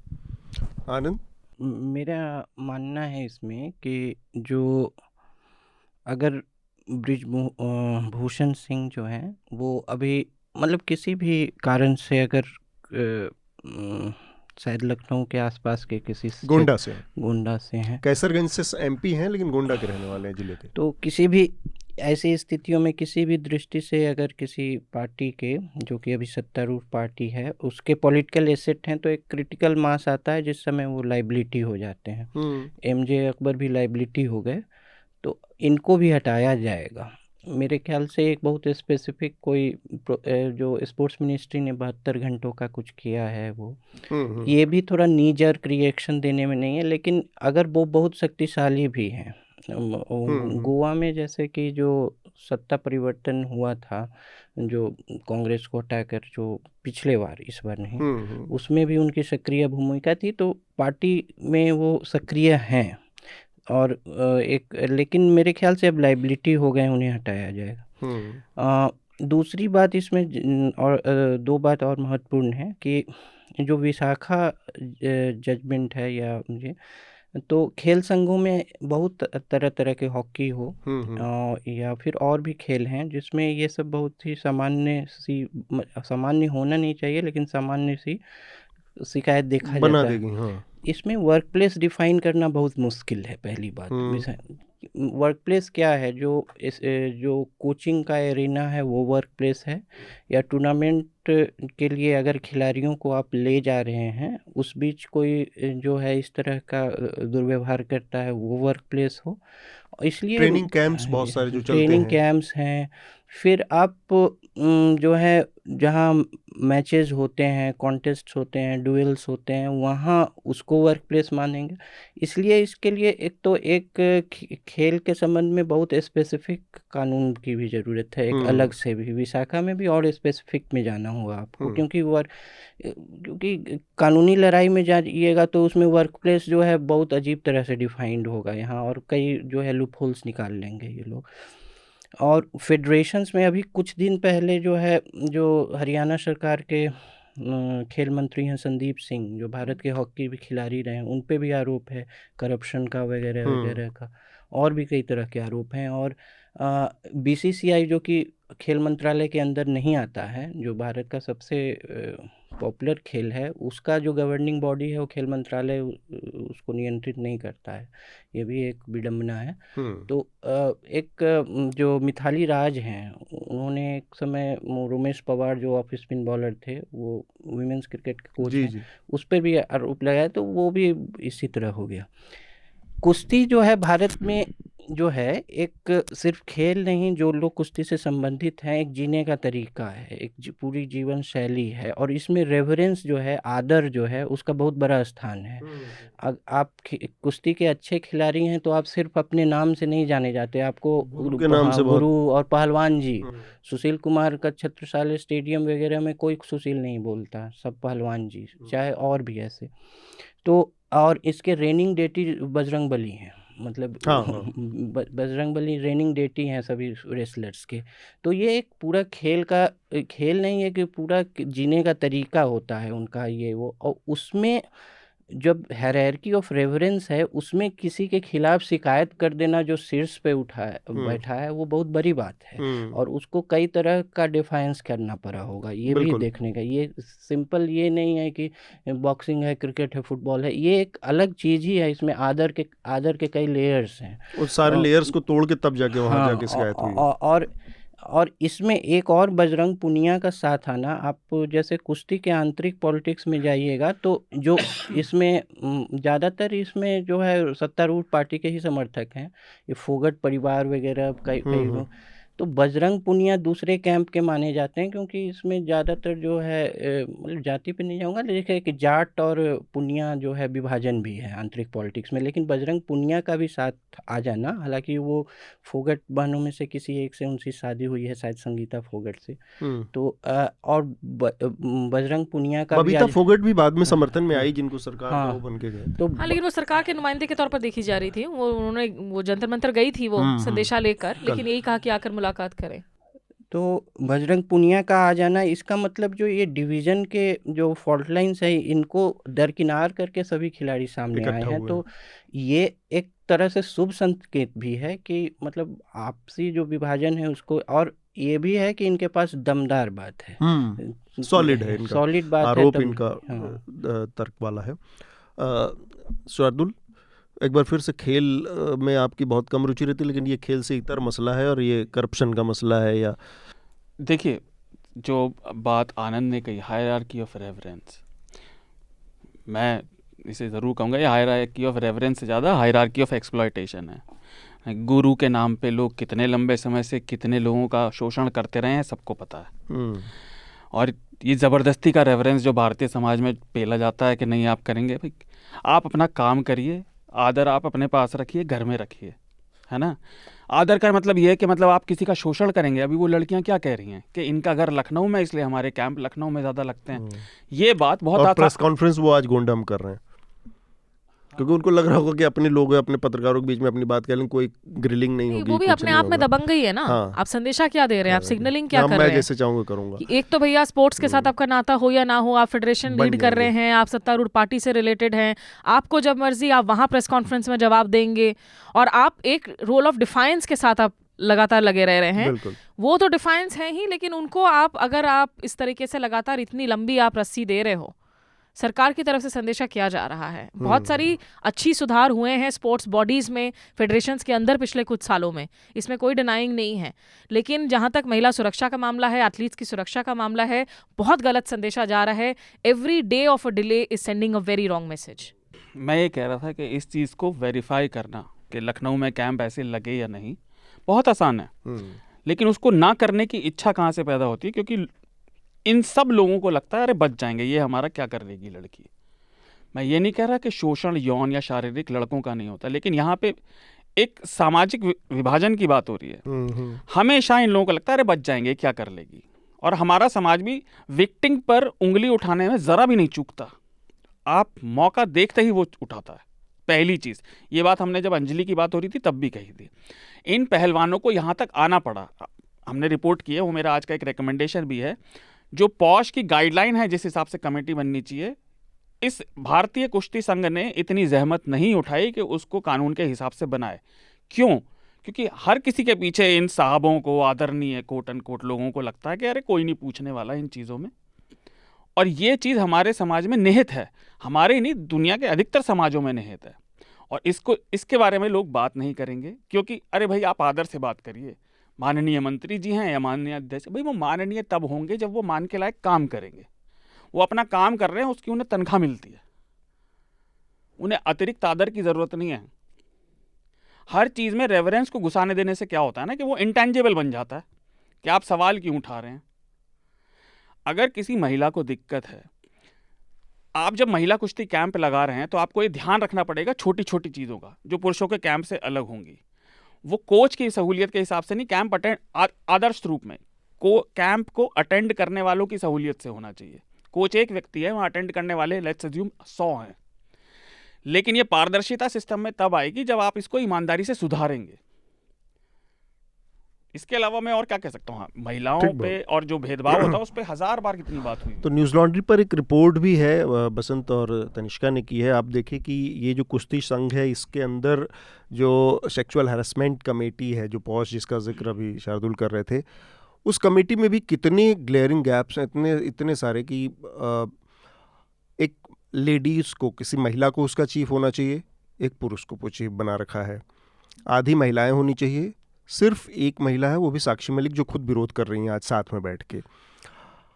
एक स्वतंत्र सदस्य होना चाहिए था बाहर का, ऑर्गेनाइजेशन से बाहर, कोई बाहर का नहीं है। एक महिला होनी चाहिए थी बाहर की, कोई महिला नहीं है, लीगल फ्रेटर्निटी से कोई। ये हालत है, इतनी ग्लेयरिंग गैप से, इतनी चीज़ों को नज़रअंदाज करके इनकी कमेटी बनाई गई है। वो अपने आप में उस पैट्रियार्की का उद्घोष करती है कि 5 लोगों में 4 पुरुष हैं और 1 महिला, और वो महिला खुद विरोध कर रही है बैठ के उनके साथ। आज ये हालत है उस कमेटी की। तो उस कमेटी की विश्वसनीयता के ऊपर आप देख सकते हैं, ये न्यूज़ लॉन्ड्री पर रिपोर्ट है। हाँ, एक छोटी सी बात और अतुल, आप ये देखेंगे इनसे इस तरह के मामलों से मुंह फेरने वाले या उनको साइड कर देने वाले अधिकतर लोग वो हैं जो फिर गुणगान करते हैं, अरे हमारे ज़माने में बड़ी चीज़ें अच्छी थी। भाई आपके ज़माने में ये बातें पता भी नहीं चल पा रही थी। कोच कितने लंबे समय से कर रहे हैं। आप किसी भी जगह के यूनिवर्सिटी की महिला खिलाड़ियों से बात कर लीजिए कि उनसे कोच कैसे बिहेव करते हैं। ठीक बात। हर शहर में एक स्टेडियम या यूनिवर्सिटी है, कौन से गुरु, काहे के गुरु। कुछ स्मिता और आनंद, आप लोगों को इस पर और कुछ जोड़ना है? नहीं, मैं तो बस यही कह रही हूँ कि मतलब ये राष्ट्रीय महिला आयोग की अध्यक्ष, जिनको यहाँ इस वक्त खिलाड़ियों के साथ होना चाहिए था जंतर मंतर पर, ये लोग ऐसे मौके जो ऐसे हल्के बातों पर इतने मतलब नोटिस भेज देते खैर, हैं। जो हमारी विमेन एंड चाइल्ड डेवलपमेंट मंत्री हैं उनके बारे में तो the less said the better. वो संसद के अंदर तो ऐसे भड़क जाती हैं, एकदम लगता है कि कोई एकता कपूर का सीरियल ही हो रहा है छोटे से छोटे बातों पर। लेकिन जब इस तरह के मेन मुद्दे आते हैं तो कभी नहीं नजर आते हैं ये सारे किरदार हमारे। ठीक बात। तो कुछ लेटर्स हैं, उसको पढ़ लेते हैं, और उसके बाद एकदम आखिरी है जो हमारा विषय, उस पर थोड़ा थोड़ा एक कमेंट लेंगे, जो कि बीजेपी की राष्ट्रीय कार्यकारिणी की बैठक इस हफ्ते हुई है, और उसके बारे में बात कर लें। जो लेटर्स हैं उनको मैं पढ़ देता हूँ। भावना मेहरा का एक पत्र है। Hello team Charcha, it's my first letter to NL. I am regular listener of all NL Charcha. Atul, Shardul, Hridesh, you all are make a good team. Deep analysis of every topic with experts, something I really enjoy. In the same vein, knowing the current state of our country's politics is very troublesome. On the verdict of the Supreme Court on demonetization, I can totally relate to the Shardul's feeling. Hridesh input on environmental crisis, eye-opening. Atul, big fan of your work on NL Charcha and Tippani. Keep up the good work. Thank you, Bhavna. धन्यवाद। कोई सवाल जैसा कुछ तो है नहीं query इसमें जिस पर कोई बात कहे, जब तो थैंक यू ही कह सकते हैं बस। जी, मैं तो सोचा था और मैं क्या कहूँ ना, धन्यवाद। ये कोई एनोनिमस है, लेकिन उन्होंने कुछ अलग तरीके से एनोनिमस की स्पेलिंग लिखी है। Long time listener but never send an email because I find difficult to type in Hindi. आप अंग्रेजी में भेज दीजिए, कोई दिक्कत नहीं है, पढ़ लिया जाएगा। थोड़ा मेहनत करके हम लोग भी, हमारी अंग्रेजी भी सुधर जाएगी। Just wanted to send my appreciation for the wonderful discussion you have had, especially when Hridesh is around, and loved his report and will support his Sena project. I especially like Shardul and particularly time when he begins a response saying मैं 2 minute में बात रखता हूँ, और फिर अगले 7 minute तक वो बोलते रहते हैं। शार्दुल, ये तो अच्छी बात है। तो देखिए, नूडल आप छोटा समझ के लेते हैं, लेकिन वो जब लंबा अंदर आता है तो नूडल सूप खाने में मजा आता है। This is like a stew. but इन्होंने ये भी कहा कि I don't want to change him. Keep it up. वो बहुत लोग ट्राई कर चुके हैं, वो नहीं बदलने वाला। अब तो बुढ़ापा आ गया। आप जैसे हैं उसको वैसे ही बनाए रखिए। 2 मिनट की बात को 7 मिनट तक खींचते रहिए। वो तो 70 मिनट भी कह रहे हैं, नम्रता से नहीं। रोहन का एक और है। नमस्कार, माफ़ करिएगा, पिछली बार भाषा में कुछ चूक हो गई हो तो डॉक्टर अविरल NL चर्चा के साथ 246वें एपिसोड में 1 घंटा 17 मिनट और 56 सेकंड पर, और फिर 1 घंटा 19 सेकंड पे भी 19 मिनट 25 सेकंड में कहा था कि जातिवादी धर्म तो चलता रहेगा। समझता हूँ कि डॉक्टर साहब का मतलब अंधविश्वास से, बिल्कुल वही बात थी कि उनका जातिवादी धर्म तो बात की बात है। अभी जो संकट है वो पेंडेमिक का संकट है, और आप लोग इसको सिर्फ साइंस से ही निपट सकते हैं। मतलब इनके पहले चिट्ठी पर जो हम लोगों ने टिप्पणियां की थी अपने पिछले एपिसोड में, कम से कम वो जो है वो समझ में आ गया फिर। हाँ, और विज्ञान के ऊपर बाकी चीज़ें हैं। तो थैंक यू रोहन, एनोनिमस और भावना, आप लोगों के चिट्ठियों के लिए। रोहन ने आध्यात्म की बात किया। रोहन, आप बिल्कुल जैसा आप चाहते हैं आध्यात्म करिए। आनंद यहाँ पर हैं, वो भी बता देंगे। हम दोनों ही NL के न्यूज़ लॉन्ड्री के रिलीजन वाले पॉडकास्ट में थे। पर मैं कहूँगा, देखिए, आपके लिए भक्ति योग हो सकता है, दूसरे के लिए कर्म योग है। आपको दूसरे को जज नहीं करना चाहिए। I think it's nice of him कि वो अपनी समझ भी रहे हैं कि कौन सी बात गलत थी, और फिर उस पोजीशन को एक्सेप्ट करते हुए वापस से आप लोगों को चिट्ठी लिखी है। मुझे लगता है ये एक सराहनीय कदम है। बिल्कुल। तो ये 3 लेटर थे। आप लोग अपने लेटर्स हमें भेजते रहें। जैसा कि पता मैंने पहले भी बताया, newslaundry.com/podcast-letters पे आप अपना हमें लेटर लिख सकते हैं चर्चा को। इसके अलावा podcasts@newslaundry.com पर भी ये 2 पते हैं जहां पर आप अपनी चिट्ठियां हमें भेज सकते हैं। अब हम अपने आखिरी विषय की तरफ बढ़ेंगे। इस हफ्ते भारतीय जनता पार्टी की राष्ट्रीय कार्यकारिणी की बैठक हुई दिल्ली में, और यहाँ पर पूरे देश से भारतीय जनता पार्टी के तमाम जो बड़े नेता, पदाधिकारी, कार्यकर्ता, मुख्यमंत्री सब लोग जुटे थे, और वहाँ पर कुछ रेजोल्यूशन पास किए गए। 2024 के जो लोकसभा चुनाव हैं उसके मद्देनज़र ये बहुत महत्वपूर्ण था। और आखिर में जो प्रधानमंत्री नरेंद्र मोदी का जो उद्बोधन था, भाषण था, उसकी कुछ चीज़ें हेडलाइन बनी अगले दिन की सुर्खियों में, खबरों में। और वो जो बात थी उनकी, उसका लबे-लुआब ये है कि प्रधानमंत्री ने कहा है कि भारतीय जनता पार्टी को अपना जो पहुंच का दायरा है वो समाज के और वर्गों तक पहुंचाना है। इसमें मुस्लिम वर्ग भी शामिल है।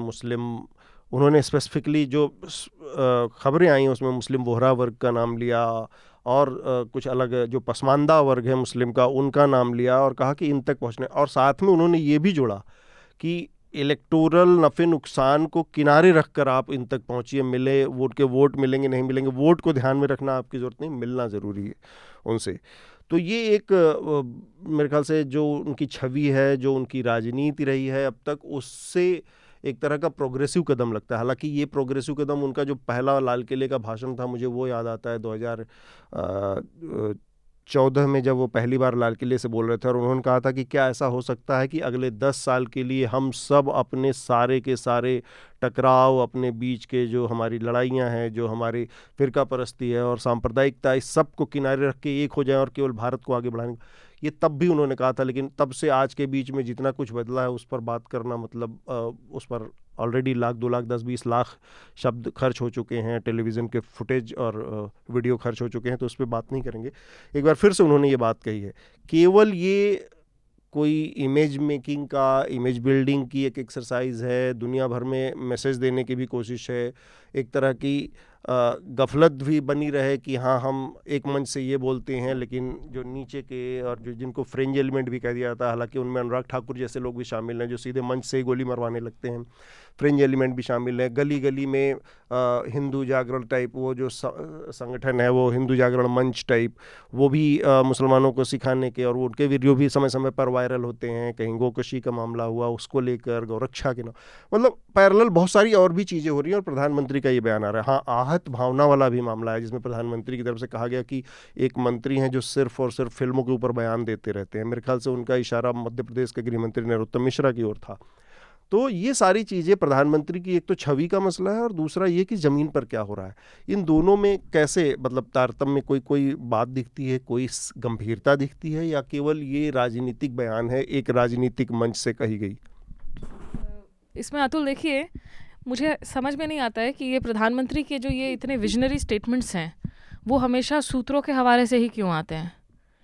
जिन प्रधानमंत्री के पास में मन की बात है, ट्विटर एक्सचेंज है, ये बात आप टाइम पर आप खुद ही आकर, और पूरा का पूरा 9 PM का स्लॉट ही है आपके पास में। और इनका तो मतलब प्रधानमंत्री को तो एक एक क्षण काटा जाता है वीडियो पर, टेलीविजन चैनल तो में दिखाते, ये तो बातें मैं इनकी रैलियों में क्यों नहीं सुनती, ये बातें मैं इनके राजनीतिक भाषणों में क्यों नहीं सुनती। ये तो अच्छी बातें हैं ना, ये तो आप आकर सबके साथ आप जोर से कहें, आपकी बातों का डेफिनेटली असर होगा। यही बात अगर आप ऑन रिकॉर्ड कैमरे पर आकर कह दें, और वो भी सिर्फ आप सेक्शंस ऑफ मुस्लिम क्यों, आप तमाम अल्पसंख्यकों की बात एक साथ करें कि मुसलमानों का के खिलाफ साध्वी प्रज्ञा कुछ भी बयान देकर चली जाती हैं, आपको किसने रोका है कोई बयान ऑन रिकॉर्ड देने से? तमाम लोग आकर कहीं मुसलमानों के घर आपने बुलडोज़र कल्चर को आगे बढ़ा दिया है, उसको ठोक पीट कर जो है योगी आदित्यनाथ से लेकर शिवराज सिंह चौहान अपने राज्यों में आज उसको ऐसे बता रहे हैं मानो कि इस देश में जो भी कानून का इंस्टीट्यूशन है वो पूरी तरीके से ढह गया है, इसलिए बुलडोज़र पर ही भरोसा करना होगा। इन बातों पर प्रधानमंत्री जब तक टाइमली, और इसके लिए ज़रिया ये भी है कि आप प्रेस कॉन्फ्रेंस कर लें। मनमोहन सिंह जब प्रधानमंत्री थे, मुझे याद है ब्रिटेन के प्रधानमंत्री आए हुए थे, हैदराबाद हाउस में प्रेस कॉन्फ्रेंस हो रही थी, मैंने डॉक्टर मनमोहन सिंह से सवाल पूछा था क्योंकि कांग्रेस के कार्यकर्ता गुजरात में जगह जगह पर फिल्मों के पोस्टर वगैरह जला रहे थे, आमिर खान के फिल्म के पोस्टर, सरदार सरोवर बम से कुछ जुड़ा हुआ कोई प्रोटेस्ट कुछ चल रहा था। डॉक्टर मनमोहन सिंह को मैंने पूछा कि आपके खुद के जो कांग्रेस के आपके कार्यकर्ता हैं वो वैंडलिज्म कर रहे हैं, फिल्म को चलने नहीं दे रहे हैं। उनके बोलने का तरीका नरम था, पोलाइट था, लेकिन बयान दिया था, उन्होंने कहा था कि ये सरासर गलत है, ऐसा नहीं होना चाहिए। तो यही प्रधानमंत्री अगर सूत्रों के हवाले से खबर निकल कर आ रही है कि कह रहे हैं कि आप फिल्मों के बॉयकॉट कॉल क्यों दे रहे हैं। वीडियो वायरल हुआ था जहां सुनील शेट्टी योगी आदित्यनाथ को बोल रहे थे एक इन्वेस्टर्स मीट में कि बॉलीवुड जो आपका सबसे बड़ा कल्चरल ब्रांड आइकन है आज की तारीख में, आपके खिलाफ कोई भी बॉयकॉट रेट चला देता है। तो प्रधानमंत्री की मजबूरी क्या है कि इसको आप ऑन रिकॉर्ड आकर कैमरे पे नहीं बोल सकते। उसका ऑब्वियसली मैसेजिंग जो आप अखबार में सूत्रों के हवाले से पढ़ रहे हैं वो प्रधानमंत्री खुद कैमरे पर आकर बोलेंगे तो उसकी तो मल्टीप्लायर इफेक्ट होगी ना, फिर सही तौर पर सीधे मैसेजिंग जाएगा। मैं ये नहीं कह रही हूँ कि प्रधानमंत्री ने ये बातें नहीं कही, लेकिन अच्छा होगा कि प्रधानमंत्री अगर जिस मीडिया में एक तरफा अगर बयान चलते हैं, आप आकर उसमें आप इसको पूरी फोर्स के साथ कहें। भाई पठान रिलीज होने वाली है, मैंने तो फर्स्ट डे का टिकट बुक कर लिया है। मतलब इस वक्त आकर प्रधानमंत्री कह दें कि भाई आप कोई बॉयकॉट की जरूरत नहीं है ट्रेंडिंग। मैं कॉन्फिडेंट हूँ कि आईटी सेल की तरफ से जो ये आधे के आधे जो आपके ट्रोल्स अनलीश होते हैं, जो ये पूरा बॉयकॉट मूवमेंट चल रहा है, हेट मूवमेंट चल रहा है, इस नफरत पर अब आप अंकुश लगा पाएंगे। लेकिन ये तो बयान के बाद भी देखिए ये तो डिलिबरेट पोजीशनिंग है ना कि you also want to keep the pot boiling somewhere by a silent tacit enabling. अगर नहीं है, अगर ये इरादा नहीं है, मैं चाहूंगी कि प्रधानमंत्री मोदी जी की जो आज की तारीख में जो बेस है, मैसिव बेस है, आई एम 100% कॉन्फिडेंट कि वो ऑन रिकॉर्ड ये जिस दिन ये बात कहने लगेंगे उस दिन इन इंसिडेंट्स में जो है कमी नजर आ जाएगी। बिल्कुल ठीक बात है। शार्दुल, देखिए राजनीति ही है ये, इसे और साधारण भाषा में और किसी तरीके से नहीं कहा जा सकता। ये फिर भी थोड़ा सिंपल थोड़ा श्रोताओं को समझाइए साधारण भाषा में। सिंपल राजनीतिक बयान है और ये उनकी इंटरनल मैसेजिंग है और कुछ नहीं है। जितना आप भाजपा की या उनके जो साथ के संगठन हैं उनके राजनीति से जुड़े हुए हर दिन की, तो आप उनके क्रियाकलापों को देखिए। वो क्या कह रहे हैं ये मैटर नहीं करता, वो क्या कर रहे हैं ये मैटर करता है। वो हर जगह ये दिखा रहे हैं कि वो भेदभाव बढ़ाने में, चाहे वो साध्वी प्रज्ञा का मामला हो या ऐसे कई लोग हो। गवर्नेंस एक अलग चीज़ है, आप गवर्नेंस पे आलोचना करें और उससे आप असहमत हो, वो एक अलग पार्ट है, पर ये राजनीतिक पार्ट है। ये भाजपा का अंदरूनी सम्मेलन था, ये भाजपा के कार्यकर्ताओं के लिए था और उनके अपने जो पदाधिकारी हैं, चाहे वो सरकार में हो या पार्टी के अंदर हो, वो उनके लिए था। उनकी सिंपल मैसेजिंग ये है कि हमें अपना वोट बेस बढ़ाना है, उसके लिए हमें जो करना है वो करेंगे। अब बाहर को दिखाने के लिए वो बयान दे रहे हैं, जैसा कि स्मिता ने कहा और आपने भी जिक्र किया, प्रधानमंत्री के पास बहुत सारे मंच हैं, लेकिन आश्चर्य की बात है वो दुनिया के सबसे बड़े लोकतंत्र के नेता हैं, लेकिन आज तक उन्होंने एक सवाल नहीं पूछवाया अपने आप से। जो व्यक्ति सवाल तक नहीं पूछने देता अपने आप से, वो जो मर्जी कहे उसका आप क्या करेंगे। वो अपने लोगों को मैसेजिंग कर रहे हैं और आत्ममुग्धता उनकी, ये बात किसी को थोड़ी अजीब लग सकती है, पर प्रधानमंत्री एक आत्ममुग्ध व्यक्ति हैं, इससे कोई झुटला नहीं सकता। एक फोटो के लिए वो इतना दिखते हैं, उनकी कई मीम भी हैं, तो प्रधानमंत्री को पता है वो क्या कह रहे हैं। वो अपनी इमेज बना रहे हैं आगे के चुनाव के लिए, और इसमें कहीं ना कहीं जो विपक्ष का, खासतौर से राहुल गांधी की अभी यात्रा इतने सारे खबरों में रही है, उसका भी असर हो सकता है। इसकी कोई एक वजह नहीं है, लेकिन ये बात मान के चलिए सिर्फ मैसेजिंग है, जब तक इसका कुछ इम्प्लीमेंटेशन ग्राउंड पे दिखता नहीं। क्योंकि मैं अभी हाल ही में भोपाल होके आया, मुझे तो कोई अंतर नहीं दिखा, वहाँ खुल के लोग यही बातें कर रहे हैं अभी भी। ठीक बात है। आनंद, आप भी सरल तरीकों से ही समझाएंगे कि कुछ जटिल शब्दों में? मध्य मार्ग तो देखिए, ये तो मतलब जिसको अंग्रेजी में स्टेटिंग द ऑब्वियस है कि पॉलिटिकल मैसेजिंग है, वो तो है ही। जैसे कि अल्पसंख्यक समुदाय का जो आउटरीच है, जो पिछले वर्ष या उससे पिछले वर्ष जो और भी विस्तृत रूप से अलीगढ़ मुस्लिम विश्वविद्यालय में जो कार्यक्रम हुआ जहाँ प्रधानमंत्री गए थे, उन्होंने इससे भी ज़्यादा कहा था। तो वो तो सार्वजनिक मंच से कहा था। उसका जो कट्टरपंथी हैं, जो इसमें भी जो ज़्यादा कट्टरपंथी हैं, बहुत लोगों ने विरोध भी किया था कि इतना भी नहीं कहना चाहिए था, ये वो वगैरह। खैर वो हटाइए। ये कार्यकारिणी की बैठक, इसके हम लोग जो है इसको यहाँ तक जो है संकुचित करके देखते हैं कि कार्यकारिणी का क्या कार्यकारिणी मकसद? की बैठक जो पिछली हुई थी वो हैदराबाद में हुई थी, तो वहाँ जो पुश था वो साउदर्न स्टेट्स को लेके था, और कई चीज़ों से भाजपा जो है साउदर्न स्टेट्स को लेके उत्साहित है, इसलिए नहीं कि उससे बहुत ही तुरंत कोई गेन होता दिख रहा है, क्योंकि उसको अपोजिशनल स्पेस वहाँ काफ़ी खाली कई राज्यों में दिख रहा है, और वो लंबी पारी है 10 वर्ष 20 वर्ष 25 वर्ष में वो उसको लेता हुआ दिख रही है। और फिर जो बहुत सारे जो उसका इंटरनल सर्वेज हैं या प्यू रिसर्च सर्वेज हैं या बहुत सारे आंकड़ों को लेकर वो है, वो पिछले बार था। इस बार जो है देखिए, प्रधानमंत्री हमारी पीढ़ी के सबसे सफल राजनीतिक हैं, तो और साथ साथ वो अच्छे ऑर्गेनाइजर भी हैं, तो दोनों करेंट्स चलेगा। तो एक तो है कि राजनीतिक जो है मैसेजिंग एक स्टेट्समैन टाइप से इमेज बिल्डिंग जिसको आप कह रहे थे वो उस तरह का होगा, और उसमें ये भी है कि पिछला साल उनका अच्छा गया है, मतलब कि अगर आंकड़े से देखें तो 70% अप्रूवल रेटिंग अगर वो middle class urban middle class में ही मान लें तो, और जो पेनल्टीमेंट ईयर है 2023 की ये विडम्बना है कि 2023 की अपनी कोई हैसियत नहीं है, 2024 के लिए बनी है। तो इसमें सभी राजनीतिक जो चर्चाएं होंगी वो 2024 तक अंकित, यहाँ तक कि इस साल जो 8 विधानसभा चुनाव ने वो भी 24 के नजरिए से देखे वो भी जो है 2024 की ही सौतन है, तो वो जो है, तो इसकी ये विडम्बना है। तो वो अब जो है, एक तो है कि भाजपा 2-3 चीज़ों, एक तो जो एक ब्रॉड जो हिंदू नेशनलिज्म का है वो जो है वैचारिक रूप से तो एक ब्रॉडर आइडियोलॉजिकल स्ट्रीम है उसका, कि उस पे सभी चीज़ जो है, लेकिन एक है कि जो है वेलफेयर कॉम्पिटिटिव वेलफेयरिज्म में डिलीवरी की, और जो सोशल बेस में ओबीसी या दलित समुदाय में जो सेंध लगा के और ओबीसी में ये सामाजिक विस्तार अपना करना, उसमें जो है, जो अगर कुछ एड ऑन वोट्स जो हैं पासमंदा से आ जाते हैं तो वो मल्टीप्लायर इफेक्ट में वो भी आ जाए, वो है। और जो जहाँ जहाँ जो है राज्य चुनावों में वो अभी भी बहुत डोमिनेंट नहीं है, मतलब राष्ट्रीय स्तर पर है और लेकिन नहीं है, और कुछ राज्यों में उसे लोकसभा में भी चैलेंज मिलने वाला है, जैसे महाराष्ट्र में, कर्नाटक में, बिहार में स्थिति बदल गई है, तो और तो उसको वो कॉम्पेंसेट कई जगह से करना चाहेगी, जैसे तेलंगाना से करना चाहेगी, वेस्ट बंगाल में उसकी पहले जैसी स्थिति नहीं है, तो ये सब चुनौतियां हैं उसके सामने।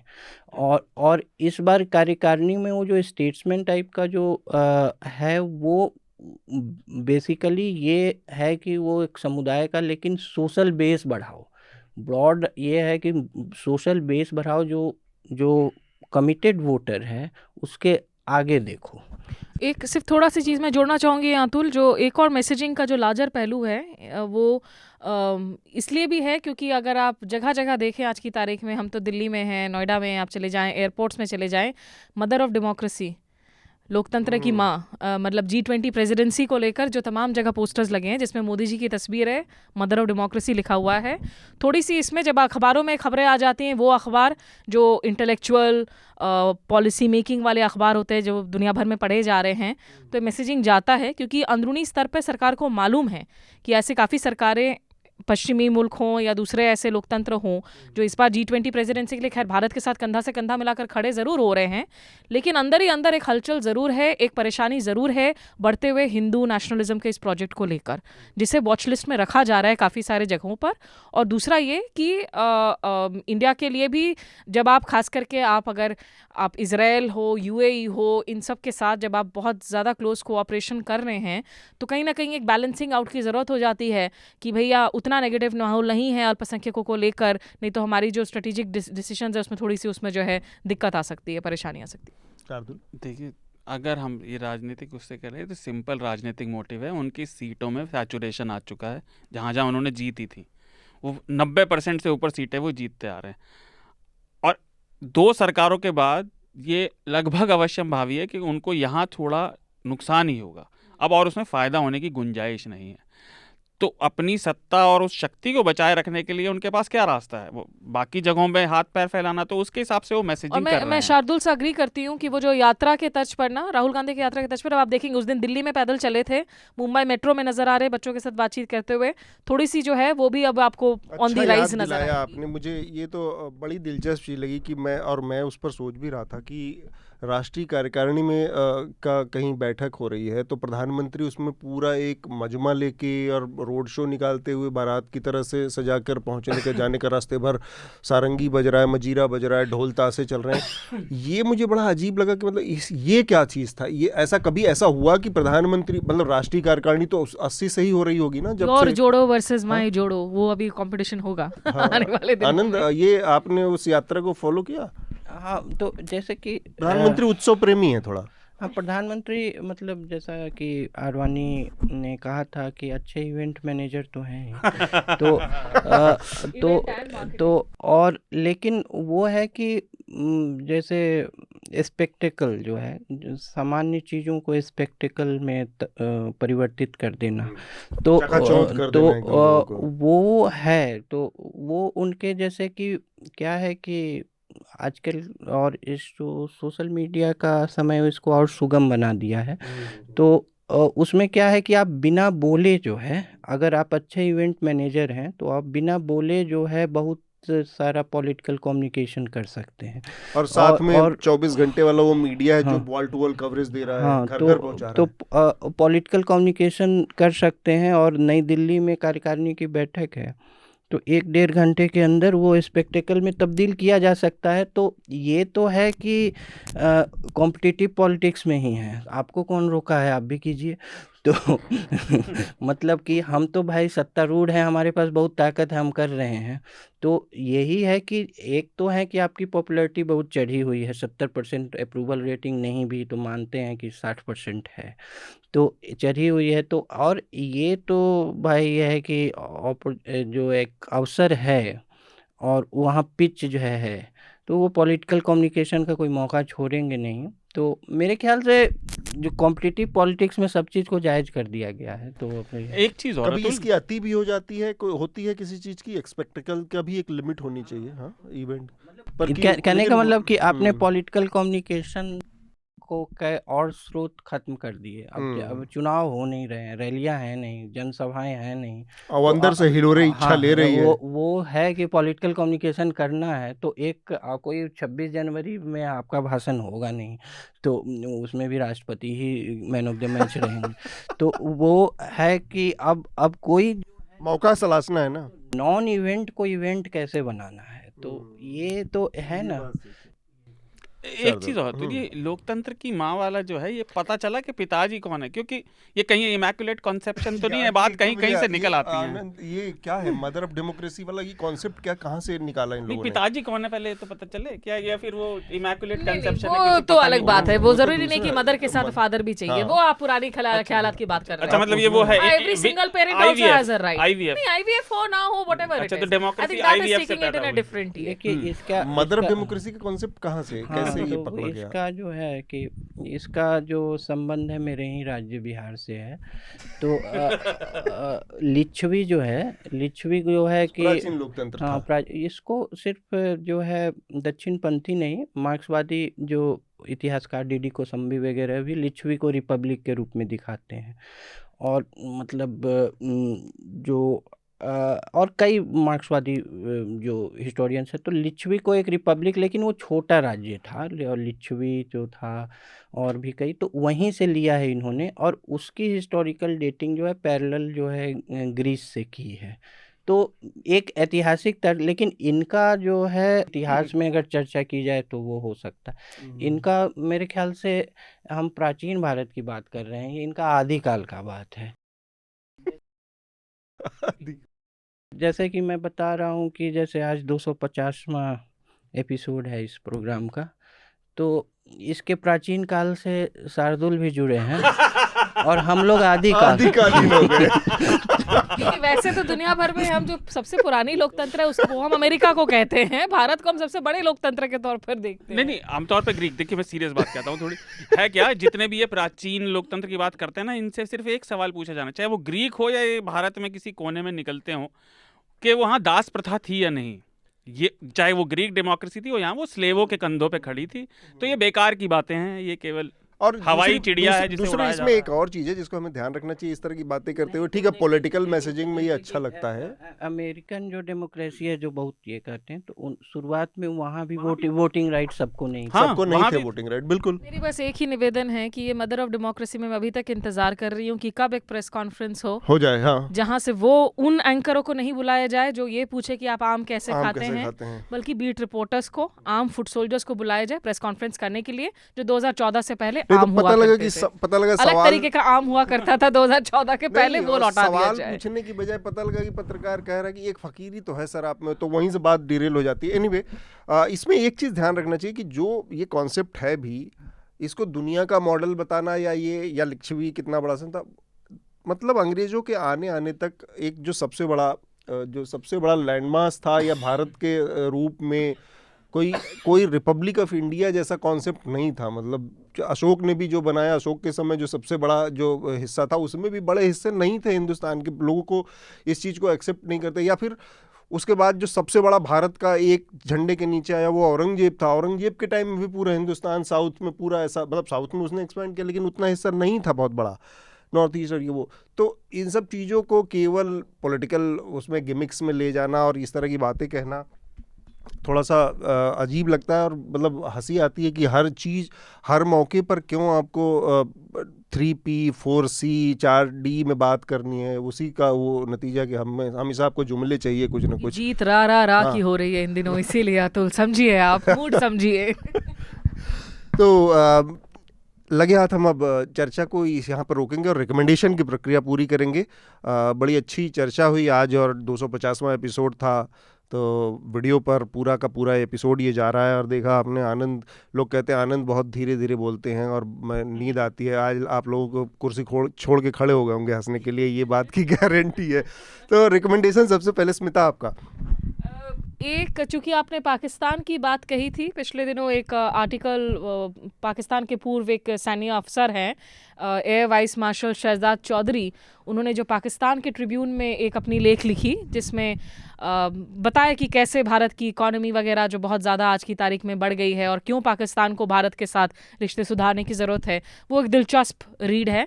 और दूसरा, अभी मैं ये AS दुल्लत साहब की किताब पढ़ रही हूँ, जो हमारे पूर्व स्पाई मास्टर रह चुके हैं, स्पूक मास्टर रह चुके हैं, लाइफ इन द शैडोज़। ये उनकी अपनी जीवन कथा है। इनकी जो एक्चुअली जो पहली किताब थी the Kashmir years, Vajpayee years, वो बहुत बढ़िया किताब थी। हाँ, तो और ये इसलिए इंटरेस्टिंग है क्योंकि अभी तक किसी स्पाई मास्टर ने अपनी जीवनी इस तरह से लिखी नहीं है। और दूसरा, जो सरकार ने तमाम आज की तारीख में अड़चनें खड़ी कर दी हैं ऐसे एजेंसी से रिटायर हुए लोगों के लिए, जिनकी पेंशन वगैरह पर सवाल हो जाता है, जिनको अपनी ड्राफ्ट्स, अगर वो मीडिया से रूबरू होना चाहते हैं, आज परमिशन लेना पड़ता है, जो रिटायर्ड ऑफिसर्स हैं। बहुत सारे ऐसे अच्छे लोग हैं जो आज बात नहीं कर रहे हैं मीडिया से इन नए नियम कानूनों की तहत। तो इसलिए मुझे लगता है कि अगर किसी ने लिखी है ये किताब तो उनको सपोर्ट करना चाहिए। और ये इस तरह की किताबें, मतलब दुल्लत साहब जैसे लोग डायरेक्ट फ्रॉम हॉर्सेस माउथ है, जो उन्होंने झेला है, देखा है, फेस किया, जो किया है, और ये लोग काफी ऊंचे पदों पर रहकर इन्होंने चीजों को अंजाम दिया है।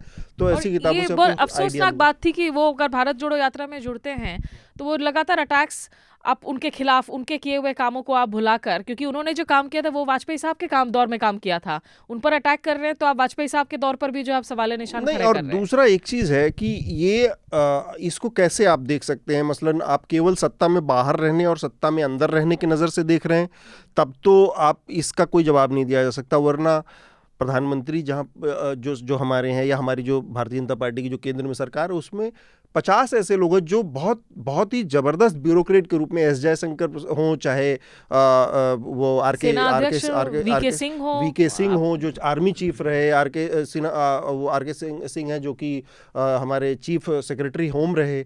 तो बड़े बड़े पदों पर जो लोगों ने काम किया वो सरकार के साथ मिलके, तो सरकार क्या पार्टी के साथ मिलके काम कर रहे हैं।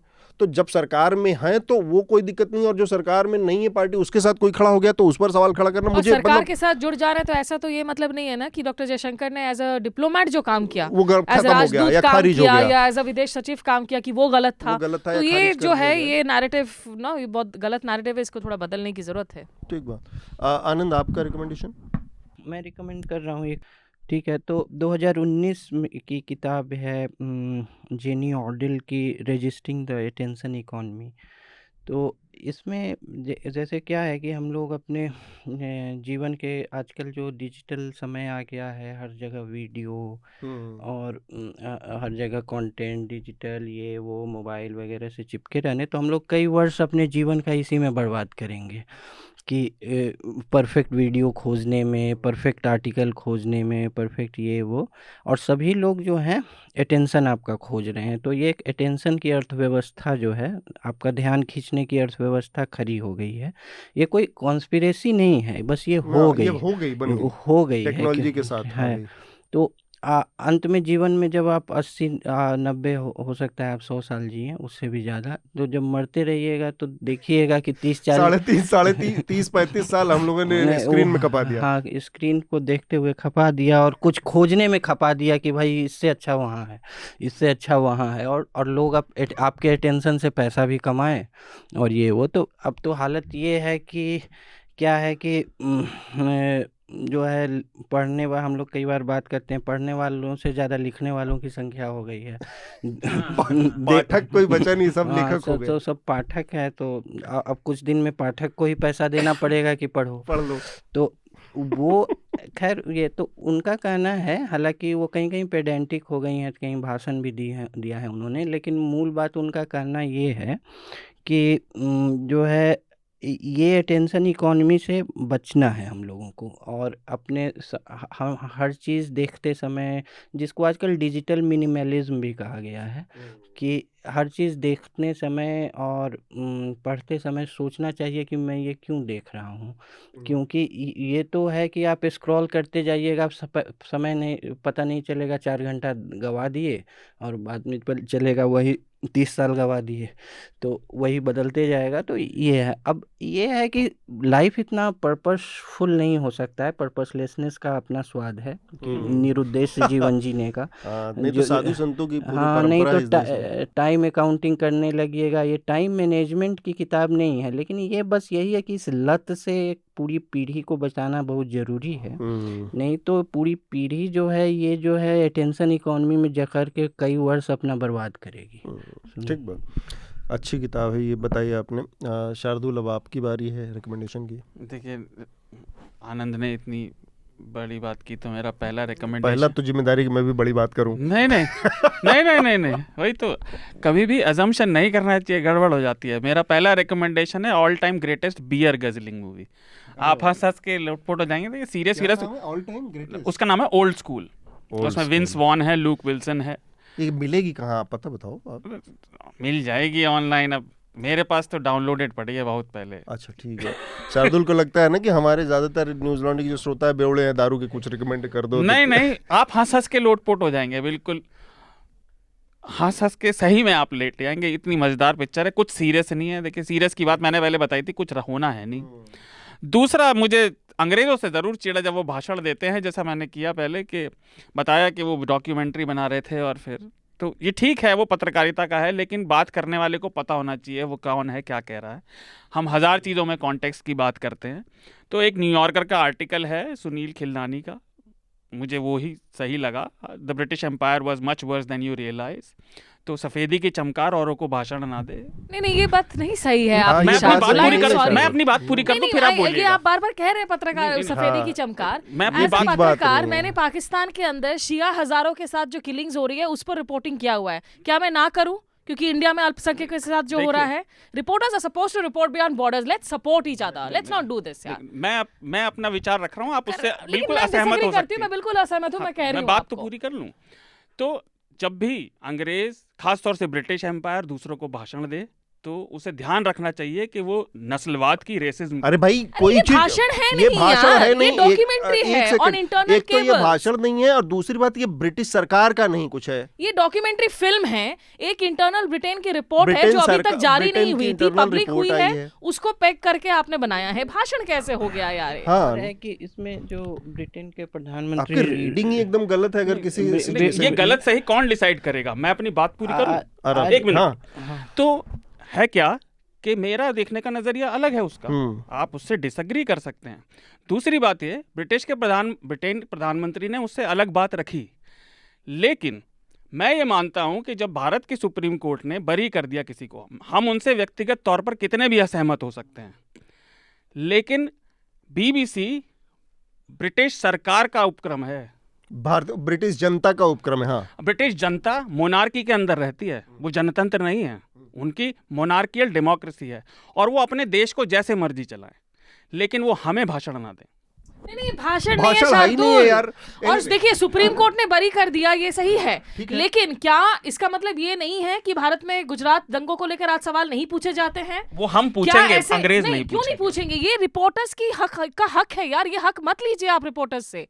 मुझे इस बात से बेहद दिक्कत है आज की तारीख में कि कल को अगर मैं पाकिस्तान के अंदर हो रही आप अल्पसंख्यकों के साथ हिंदूज के अगर टेम्पल्स डिमोलिश हो रहे हैं, हिंदू गर्ल्स को किडनैप किया जा रहा है, तो क्यों उनकी भारत सरकार जबरदस्ती का शादी बयान की होता जा है? रही है, हम लोग रिपोर्ट करते हैं कि नहीं? नहीं, हम भारत ना सरकार करें बयान रिपोर्टर से। देता है, क्यों देती है भारत सरकार के? ह्यूमन राइट्स का मसला जहां होता है वहां पर ये हर चीज को आप भाषण नहीं कह सकते मैं हैं। जवाब दे देता हूँ। भारत और पाकिस्तान का संदर्भ और ब्रिटिश और भारत का संदर्भ नहीं, बहुत, ये तो फिर आप ये एप्पल्स सुविधा- और ये ऑरेंजेस सुविधा टाइप कर- आप ये करने बहुत की सुविधा कोशिश कर कर आपको रहे सुविधा हैं। लग सकता है, मुझे एक ठीक आनंद, लगता है। आप अपनी बात पूरी एक करिए, से मैं इस बढ़कर पर- एक फिल्म मेकर्स ने खुद अमेरिका के अंदर, यूके के अंदर के जो तमाम कॉलोनियल हिस्ट्री है, रेसिस्ट हिस्ट्री है, इनको लेकर फिल्में बनी है, डॉक्यूमेंट्रीज लोगों बनी ने है। करी है। ये तो कहना गलत है कि उनके खिलाफ उनकी जो खामियां है वो कभी उजागर हुई नहीं है। और खुद ब्रिटेन के भी ऐसे फिल्म नहीं, मेकर्स और हैं जिन्होंने इस पर बात की हिटलर है। हिटलर की सारी बेईमानियों के ऊपर सबसे ज्यादा हिटलर फिर तो जर्मनी हमें के लोगों ने डॉक्यूमेंट्रीज बनाई, आज की इसमें क्या तारीख है? में हिटलर पर हमें फिल्में बनानी नहीं बनानी चाहिए। हिटलर और एक सेकंड, जर्मनी, एक आप सेकंड, इतनी मैं सारी आनंद- बात हो गई ना, तो मैं जवाब तो एक दे सेकंड दूं। शार्दुल, नहीं आनंद कुछ कह रहे थे, उसके ये बाद बस मैं- सिर्फ आपकी टीआरपी बढ़ाने के लिए ये कर रहे हैं, आज उकसा रहे हैं 250 एपिसोड के लिए। मैं कभी और टीआरपी कुछ के नहीं। चक्कर में नहीं पड़ता। मुझे जो कहना है मैं बिना डरे कहता हूँ, मुझे किसी से डर नहीं डरने की तो रहता। कोई यार, बात डरने ही की कोई नहीं बात ही है। नहीं हम यार, लोग तो और इनकरेज कर रहे हैं कि आप आइए और हर जगह रिपोर्टिंग कीजिए। खैर चलिए, कोई बात हाँ आनंद, अपनी बात आप कुछ कह रहे थे बीच में, इसके बाद मैं कुछ इसको थोड़ा सा कुछ चीजें इससे जुड़ी तथ्य रखने हैं मुझे। हाँ, मतलब ब्रिटेन के प्रधानमंत्री ने तो कहा है कि मैं इस तरह के कैरेक्टराइजेशन से सहमत नहीं हूँ, बिल्कुल। बीबीसी ने। और देखिए कि बीबीसी जो है भारत और पाकिस्तान के संदर्भ में एक भारत में जनरल परसेप्शन ये अभी का नहीं Bias है, है। बायस पाकिस्तान की तरफ झुका हुआ, ये तो पहले एक 1994 में एक दिलीप पदगांवकर जो टाइम्स ऑफ इंडिया के एडिटर थे, उन्होंने वीएस न्यायपाल का एक इंटरव्यू किया था। उसमें न्यायपाल साहब ने कहा था कि ब्रिटेन से एक अखबार निकलता है द इंडिपेंडेंट, पहले प्रिंट था, पूरी तरह डिजिटल हो गया है द इंडिपेंडेंट। उसमें एक जो इंडिपेंडेंट का इंडिया कॉरेस्पॉन्डेंट है, उसने एक रिपोर्ट लिखा था कि कश्मीरी पंडितों का जो पलायन है वो जो है भारतीय स्टेट ने करवाया है, मतलब कि भारतीय स्टेट ने भगाया है इन लोगों को। तो और उसको जस्ट एज अ फैक्ट, कोई कमेंट्री नहीं, जस्ट एज अ फैक्ट लिखा था। तो न्यायपाल ने कहा कि अब जो यहाँ लोग पढ़ रहे हैं वो तो यही जानेंगे। तो और भी बीबीसी पे भारत के संबंध में बैलेंस नहीं होने का आरोप पुराना है, कोई नया नहीं, बहुत सारी चीज़ें हैं। एक्सपेक्ट कर रही हूँ कि फिर एक्शन होगा बीबीसी के खिलाफ आप अगले एपिसोड रिलीज होने के बाद।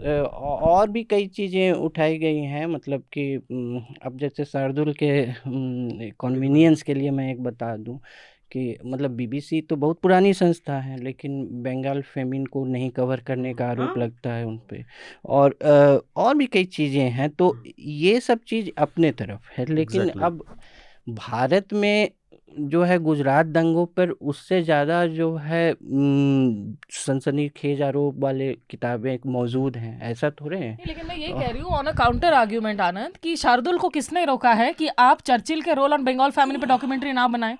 आप आज की तारीख में आप डॉक्यूमेंट्री बना लीजिए, किसने रोका है आपको? मैं ये कह रही हूँ कि आप किसी से ये अधिकार ना छीनिए किसी और के मामले में रिपोर्ट करने को, नेता वाली भाषा अपना करो कि आप हमारे इंटरनल नेताओं की भाषा नहीं होती। पर आप बोल लीजिए, फिर मैं आखिर में जवाब दूंगा। और मैं बहस नहीं करना चाहता क्योंकि बहस का कोई अंत नहीं होता। मतलब भारत में खुद काउंटर तो हो गई। भारत में खुद जो है बहुत तरह की किताबें मौजूद हैं, बहुत तरह की ये मौजूद है जो उससे भी बड़े आरोप लगाते हैं, उससे भी बड़ी बातें बोलते हैं। तो ऐसा कोई आज ये सब कोई चीज कंट्रोल हो जाएगा, ये सब एनाक्रोनिस्टिक चीजें हैं, गलत समय खंड की चीजें हैं ये सब। क्योंकि आजकल जो है ना, कंट्रोल कुछ नहीं हो सकता। कोई चीज आप लीक नहीं करना चाहेंगे तो दूसरा आदमी इसीलिए इंटरेस्टेड हो जाएगा कि इसको लीक करना है। तो और उसके पास साधन भी हैं, डिजिटल टेक्नोलॉजी ने तो ये कर ही दिया है। मैं थोड़ा सा, अब चूंकि बात आ गई, आपका रिकमेंडेशन क्या था शार्दुल? वो the British empire was much worse than you realise. ये न्यूयॉर्कर का आर्टिकल ये सुनील खिलनानी का आर्टिकल है न्यूयॉर्कर में। मैं अपने श्रोताओं की जानकारी के लिए बता दूं क्योंकि उसका कॉन्टेक्स्ट लोगों के समझ में सामने नहीं आया और उससे पहले दूसरी बात चली गई। बीबीसी ने एक डॉक्यूमेंट्री 2 पार्ट की सीरीज़ बनाई है जो कि प्रधानमंत्री नरेंद्र मोदी के ऊपर है। नरेंद्र मोदी क्वेश्चन उसका नाम है। उसमें 2002 के जो गुजरात के दंगे थे, वहाँ से उनका जो सफ़र है, उनकी जो यात्रा है प्रधानमंत्री बनने तक की, उन तमाम घटनाओं को एक सूत्र में पिरोकर रखा गया है। और वो डॉक्यूमेंट्री ब्रिटिश सरकार की एक इंटरनल रिपोर्ट थी जो अब पब्लिक हुई है, उसको बेस बनाकर उन्होंने उन जानकारी को, और उसमें उस समय के जो ब्रिटिश गवर्नमेंट के बड़े अधिकारी थे जिसमें जैक स्ट्रॉ और विदेश सचिव थे जैक स्ट्रॉ और एक डिप्लोमेट है जिनका उन्होंने नाम नहीं लिया है। हाँ, जो अनोनिमस है। अब उसमें वो डॉक्यूमेंट्री बनी है, वो एक जर्नलिस्टिक वर्क है बीबीसी का। जर्नलिस्टिक पैमाने पर बीबीसी की उस डॉक्यूमेंट्री की जितनी भर्त्सना कर सकते हैं, जितना क्रिटिसिज्म कर सकते हैं, जितना क्रिटिक कर सकते हैं, मैं सभ्य शब्दों में कहूँ जो कि होता है कि आर्ट वर्क का क्रिटिक होता, वो कर सकते हैं।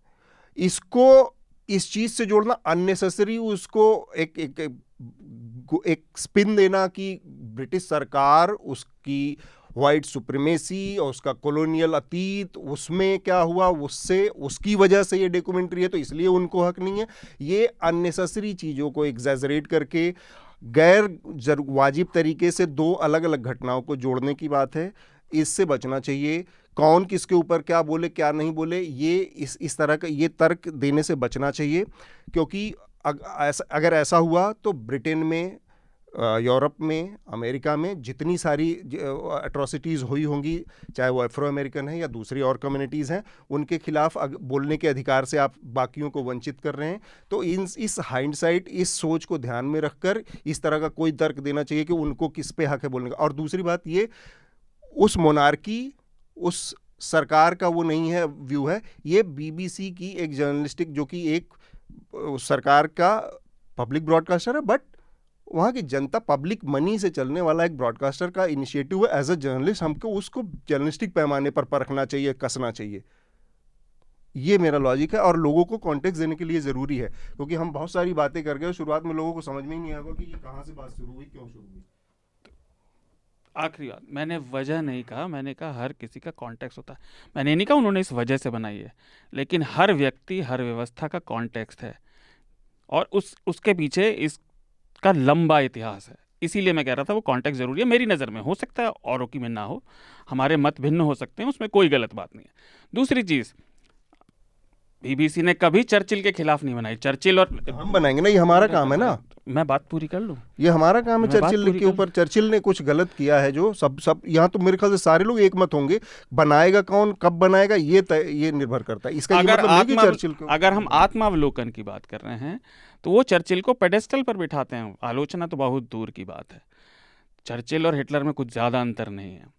दूसरी बात, तीसरी बात, आखिरी, ये वही ब्रिटिश जनता है जिसने थोड़े ही समय में, जब औपनिवेशवाद अभी पूरी तरह से ख़त्म भी नहीं हुआ टेक्निकली, उनके यहाँ लोग आने शुरू हुए, तो उन्होंने ब्रेग्जिट कर चुके हैं वो 2016 में। और ये व्यवस्था कैसी है, तो आप एक रिपोर्ट, अगर चाहे मैं अगले हफ्ते रिकमेंड करूँगा, मुझे याद नहीं है।